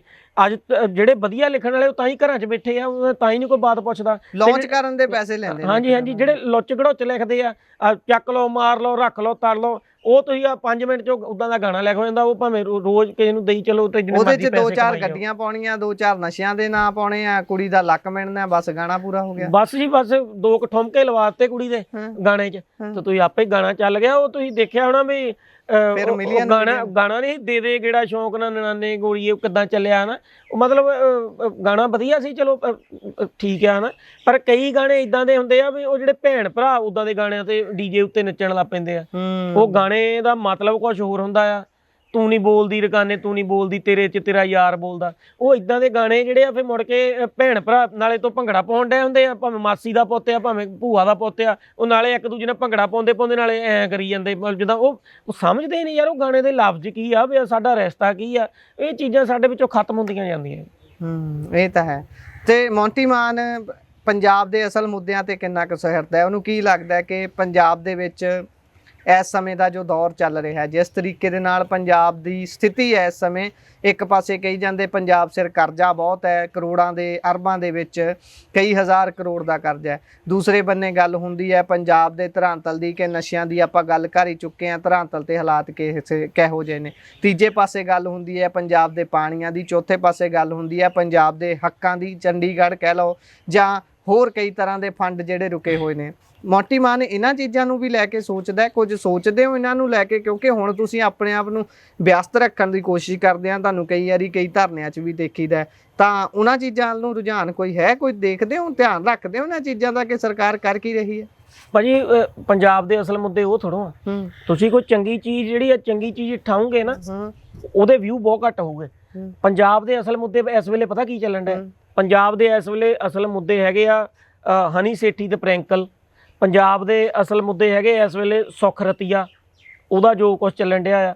ਇਹ ਚੀਜ਼ਾਂ ਜਿਹੜੀਆਂ ਮਤਲਬ ਉਹਨਾਂ ਦੇ ਵਿਊ ਵੀ ਕਿੱਦਾਂ ਮਿਲੀਅਨ ਵਿੱਚ ਲੱਖਾਂ ਵਿੱਚ ਜਾਣ ਡਏ ਆ। ਸਾਰੇ ਕੈਮਰੇ ਚੱਕ ਕੇ ਦੌੜੇ ਫਿਰਦੇ ਨੇ, ਅਸੀਂ ਵੀ ਇੰਟਰਵਿਊ ਕਰ ਲਈਏ, ਅਸੀਂ ਕਰ ਲਈਏ। ਉਹ ਮਤਲਬ ਵਿਊਆਂ ਦੇ ਚੱਕਰਾਂ ਵਿੱਚ ਤੇ ਇੱਕ ਜਿਹੜੇ ਸਾਡੇ ਪੰਜਾਬੀਆਂ ਦੀ ਜਿਹੜੀ ਹੈ ਨਾ ਸੋਚ ਆ, ਮੈਂ ਕਹਿੰਦਾ ਉਹਨੂੰ ਜੰਗ ਲੱਗ ਚੁੱਕਿਆ ਆ। ਕੋਈ ਚੰਗੀ ਵੀਡੀਓ ਆਉਂਦੀ ਆ ਨਾ ਉਹਨੂੰ ਲਾਈਕ ਕਰੂਗੇ, ਉਹਨੂੰ ਉਹਦੇ ਚੱਕ ਕੇ ਤਾਂ ਉਹਦੀ ਉਹ ਹੈਡਿੰਗ ਪੜ੍ਹ ਕੇ ਤਾਂ ਕਰ ਦਿੰਦੇ ਆ। ਤੇ ਜੇ ਕਿਤੇ ਦੇਖ ਲਿਆ ਵੀ ਫਲਾਣੇ ਨੇ ਫਲਾਣੇ ਨੂੰ ਗਾਲਾਂ ਕੱਢੀਆਂ, ਮਾੜਾ ਚੰਗਿਆ ਬੋਲਿਆ ਆ, ਉਹਦੇ ਉੱਤੇ ਲਾਈਕ ਵੀ ਕਮੈਂਟ ਵੀ ਆਪਣੇ ਵਿਚਾਰ ਬਹੁਤ ਦੇਣ ਲੱਗ ਪੈਂਦੇ ਆ। ਮਤਲਬ ਅਸੀਂ ਪੰਜਾਬੀਆਂ ਨੇ ਆਪ ਹੀ ਮਾਹੌਲ ਪੰਜਾਬ ਦਾ ਇਦਾਂ ਦਾ ਕਰ ਲਿਆ ਆ। ਤੇ ਨਹੀਂ ਤੇ ਸਰਕਾਰਾਂ ਦੀ ਕੀ ਜ਼ਰੂਰਤ ਆ ਵੀ ਸਰਕਾਰਾਂ ਤੁਹਾਡੀ ਸੁਣਨ ਕੁਛ ਹੈ ਨਾ। ਉਹ ਤੁਸੀਂ ਉਦਾਂ ਦੀਆਂ ਚੀਜ਼ਾਂ 'ਚ ਉਲਝੇ ਰਹਿੰਦੇ ਆ, ਉਹ ਵੀ ਆਪਣੀ ਮਸਤੀ ਨਾਲ ਆਪਣਾ ਬਾਜਾ ਵਜਾਈ ਜਾਂਦੇ ਆ। ਠੀਕ ਹੈ ਨਾ, ਕਿਉਂਕਿ ਸਰਕਾਰਾਂ ਨੂੰ ਇਹ ਪਤਾ ਨਾ 5 ਸਾਲਾਂ ਬਾਅਦ ਬਦਲ ਜਾਣਾ, ਪਰ ਉਹਨਾਂ ਨੂੰ ਸਾਡੇ ਲੋਕਾਂ ਦਾ ਵੀ ਪਤਾ ਨਾ ਸਾਡੇ ਲੋਕਾਂ ਦੀਆਂ ਕਮਜ਼ੋਰੀਆਂ ਕੀ ਆ। ਜਦ ਸਾਡੇ ਲੋਕਾਂ ਦੀਆਂ ਕਮਜ਼ੋਰੀਆਂ ਇਦਾਂ ਦੀਆਂ ਹੋਊਗੀਆਂ, ਅਸੀਂ ਚੰਗੀ ਚੀਜ਼ ਨੂੰ ਮੋਹਰੇ ਨਹੀਂ ਲੈ ਕੇ ਆਉਂਗੇ, ਚੰਗੀ ਚੀਜ਼ ਨੂੰ ਐਪਰੀਸ਼ੀਏਟ ਨਹੀਂ ਕਰੂੰਗੇ, ਤੇ ਉਹ ਸਾਡਾ ਪੰਜਾਬ ਤੇ ਆਪੇ ਹੀ ਦਿਨੋਂ ਦਿਨ ਨਿਘਾਰ ਵੱਲ ਨੂੰ ਜਾਣਾ। ਸਹੀ ਗੱਲ ਹੈ।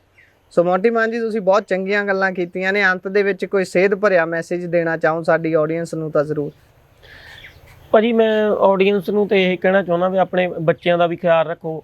ਤੇ ਇਸ ਵੇਲੇ ਜਿੱਦਾਂ ਦਾ ਮਾਹੌਲ ਹੋਇਆ ਪਿਆ ਆ, ਜਿੱਦਾਂ ਆਪਾਂ 4 ਜੀ ਜੇ ਕਮਰੇ ਵਿੱਚ ਬੈਠੇ ਆ, ਤੇ ਉਹ ਮਾਂ ਜਿਹੜੀ ਆ ਆਪਣੇ ਫੋਨ ਤੇ ਲੱਗੀ ਆ, ਪੁੱਤ ਆਪਣੇ ਫੋਨ ਤੇ ਲੱਗਾ, ਪੇ ਆਪਣੇ ਫੋਨ ਤੇ ਲੱਗਾ, ਕਿਸੇ ਨਾਲ ਕੋਈ ਮਤਲਬ ਹੀ ਨਹੀਂ ਰਹਿ ਗਿਆ। ਤੁਸੀਂ ਆਪਣੇ ਬੱਚਿਆਂ ਨਾਲ ਵੱਧ ਤੋਂ ਵੱਧ ਗੱਲ ਕਰਨ ਦੀ ਕੋਸ਼ਿਸ਼ ਕਰਿਆ ਕਰੋ, ਦਿਹਾੜੀ ਵਿੱਚ ਬਾਹਲਾ ਨਹੀਂ ਤਾਂ ਅੱਧਾ ਘੰਟਾ 15 ਮਿੰਟ ਇਸ ਚੀਜ਼ ਨੂੰ ਸਪੈਸ਼ਲ ਕੱਢ ਕੇ ਦਿਆ ਕਰੋ। ਉਹਨਾਂ ਨੂੰ ਟੋਕ ਕੇ ਦੇਖੋ ਵੀ ਉਹਨਾਂ ਦੇ ਅੰਦਰ ਚੱਲ ਕੀ ਰਿਹਾ ਆ। ਨਹੀਂ ਤਾਂ ਉਹ ਫਿਰ ਹੋਰ ਹੀ ਦੁਨੀਆ ਵਿੱਚ ਪਹੁੰਚੇ ਰਹਿੰਦੇ ਆ। ਨੈੱਟ ਤੇ ਤੁਹਾਨੂੰ ਪਤਾ ਕਿੰਨਾ ਕੁਛ ਗਲਤ ਵੀ ਚੱਲਣ ਲੱਗ ਪਿਆ ਨਾ। ਇਹ ਜਿਹੜਾ ਇੰਟਰਨੈਟ ਆ ਜਾਂ ਸੋਸ਼ਲ ਮੀਡੀਆ, ਜਿਹੜਾ ਤੈਨੂੰ ਚੰਗੇ ਤਰੀਕੇ ਨਾਲ ਯੂਜ਼ ਕਰਦਾ ਉਹ ਆਪੇ ਹੀ ਉਹਨੇ ਚੰਗਾ ਹੋ ਜਾਣਾ, ਤੇ ਜੇ ਉਹਨੂੰ ਗਲਤ ਤਰੀਕੇ ਨਾਲ ਜਿਹੜਾ ਯੂਜ਼ ਕਰਦਾ ਉਹ ਫਿਰ ਪੁੱਠੀ ਸੰਗਤ ਵਿੱਚ ਪੈ ਜਾਂਦਾ, ਮਾੜੀਆਂ ਚੀਜ਼ਾਂ ਵੱਲ ਨੂੰ ਹੋ ਜਾਂਦਾ।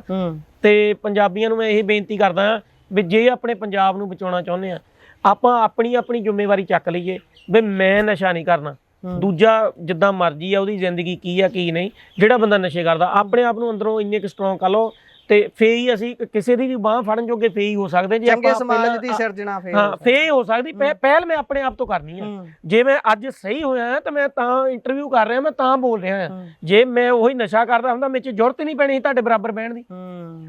ਇਹ ਜੇ ਤੁਸੀਂ ਕੁਛ ਕਰਨਾ ਚਾਹੁੰਦੇ ਆ, ਪਹਿਲਾਂ ਆਪਣੇ ਆਪ ਤੇ ਉਹ ਚੀਜ਼ਾਂ ਲਾਗੂ ਕਰੋ, ਫੇਰ ਅੱਗੇ ਤੁਰੋ। ਬਸ ਇਹ ਬੇਨਤੀ ਕਰਨਾ ਚਾਹੁੰਦਾ। ਬਹੁਤ ਚੰਗੀ ਗੱਲ ਹੈ। ਤੁਸੀਂ ਬਹੁਤ ਸੇਧ ਭਰੀਆਂ ਗੱਲਾਂ ਤੇ ਆਪਣੀ ਜ਼ਿੰਦਗੀ ਦੇ ਕਿੱਸੇ ਜਿਹੜੇ ਸਾਡੇ ਨਾਲ ਸਾਂਝੇ ਕੀਤੇ ਨੇ। ਮੈਨੂੰ ਉਮੀਦ ਹੈ ਸਾਡੇ ਦਰਸ਼ਕ ਵੀ ਉਸ ਤੋਂ ਬਹੁਤ ਸਾਰੀ ਸੇਧ ਲੈਣਗੇ। ਤੁਹਾਡਾ ਬਹੁਤ ਬਹੁਤ ਧੰਨਵਾਦ। ਸਤਿ ਸ਼੍ਰੀ ਅਕਾਲ ਜੀ। ਸਤਿ ਸ਼੍ਰੀ ਅਕਾਲ। ਸੋ ਇਹ ਸਨ ਸਾਡੇ ਨਾਲ ਮੋਂਟੀ ਮਾਨ ਜੀ, ਜਿਨ੍ਹਾਂ ਨੇ ਕੁਝ ਸਮਾਂ ਪਹਿਲਾਂ ਹੀ ਕਰੀਬ 10 ਤੋਂ 11 ਮਹੀਨੇ ਪਹਿਲਾਂ ਨਸ਼ੇ ਦੀ ਦਲਦਲ ਦੇ ਵਿੱਚੋਂ ਆਪਣਾ ਪੈਰ ਬਾਹਰ ਕੱਢਿਆ, ਆਪਣੇ ਆਪ ਨੂੰ ਉਸ ਚਿੱਕੜ ਦੇ ਵਿੱਚੋਂ ਆਜ਼ਾਦ ਕਰਾਇਆ, ਤੇ ਹੁਣ ਉਹ ਆਪਣੀ ਇੱਕ ਚੰਗੀ ਜ਼ਿੰਦਗੀ ਜੀ ਰਹੇ ਨੇ, ਆਪਣੇ ਪਰਿਵਾਰ ਦੇ ਵਿੱਚ ਰਹਿ ਰਹੇ ਨੇ, ਤੇ ਉਹਨਾਂ ਦੇ ਘਰਦਿਆਂ ਨੇ ਉਹਨਾਂ ਨੂੰ ਕਿਸ ਤਰੀਕੇ ਦੇ ਨਾਲ ਨਸ਼ੇ ਤੋਂ ਉਠਾਉਣ ਦੇ ਯਤਨ ਵੀ ਕੀਤੇ, ਬਹੁਤ ਕੁਝ ਹੋਇਆ, ਤੇ ਅੰਤ ਤੇ ਉਹ ਇਸ ਸਿੱਟੇ ਤੇ ਪਹੁੰਚੇ ਨੇ ਕਿ ਇਸ ਨਸ਼ੇ ਦੀ ਦਲਦਲ ਦੇ ਵਿੱਚੋਂ ਨਿਕਲਣਾ ਹੀ ਇਸ ਦਾ ਹੱਲ ਹੈ, ਤੇ ਆਪਣੇ ਆਪ ਨੂੰ ਹੀ ਉਸ ਚੋਂ ਨਿਕਲਣ ਦੇ ਲਈ ਅੱਗੇ ਕਰਨਾ ਪੈਣਾ ਹੈ, ਕੰਮ ਆਪ ਹੀ ਕਰਨਾ ਪੈਣਾ ਹੈ। ਸੋ ਸਾਰੀਆਂ ਗੱਲਾਂ ਬਾਤਾਂ ਤਾਂ ਤੁਸੀਂ ਸੁਣੀਆਂ ਨੇ, ਤੁਹਾਨੂੰ ਕਿਹੋ ਜਿਹੀਆਂ ਲੱਗੀਆਂ ਨੇ ਸਾਰੀਆਂ ਗੱਲਾਂ ਬਾਤਾਂ, ਤੁਸੀਂ ਆਪਣੇ ਵਿਚਾਰ ਰਾਏ ਟਿੱਪਣੀਆਂ ਸਾਂਝੇ ਕਰ ਸਕਦੇ ਹੋ। ਜੁੜੇ ਰਹੋ ਪੰਜਾਬੀ ਰੇਡੀਓ ਤੇ ਪੰਜਾਬੀ ਟੀਵੀ USA ਨਾਲ। ਅੱਗੇ ਤੋਂ ਹੋਰ ਵਧੀਆ ਗੱਲਾਂ ਬਾਤਾਂ ਦੇ ਨਾਲ ਤੁਹਾਡੇ ਰੂਬਰੂ ਹੋਵਾਂਗੇ। ਧੰਨਵਾਦ। ਸਤਿ ਸ਼੍ਰੀ ਅਕਾਲ।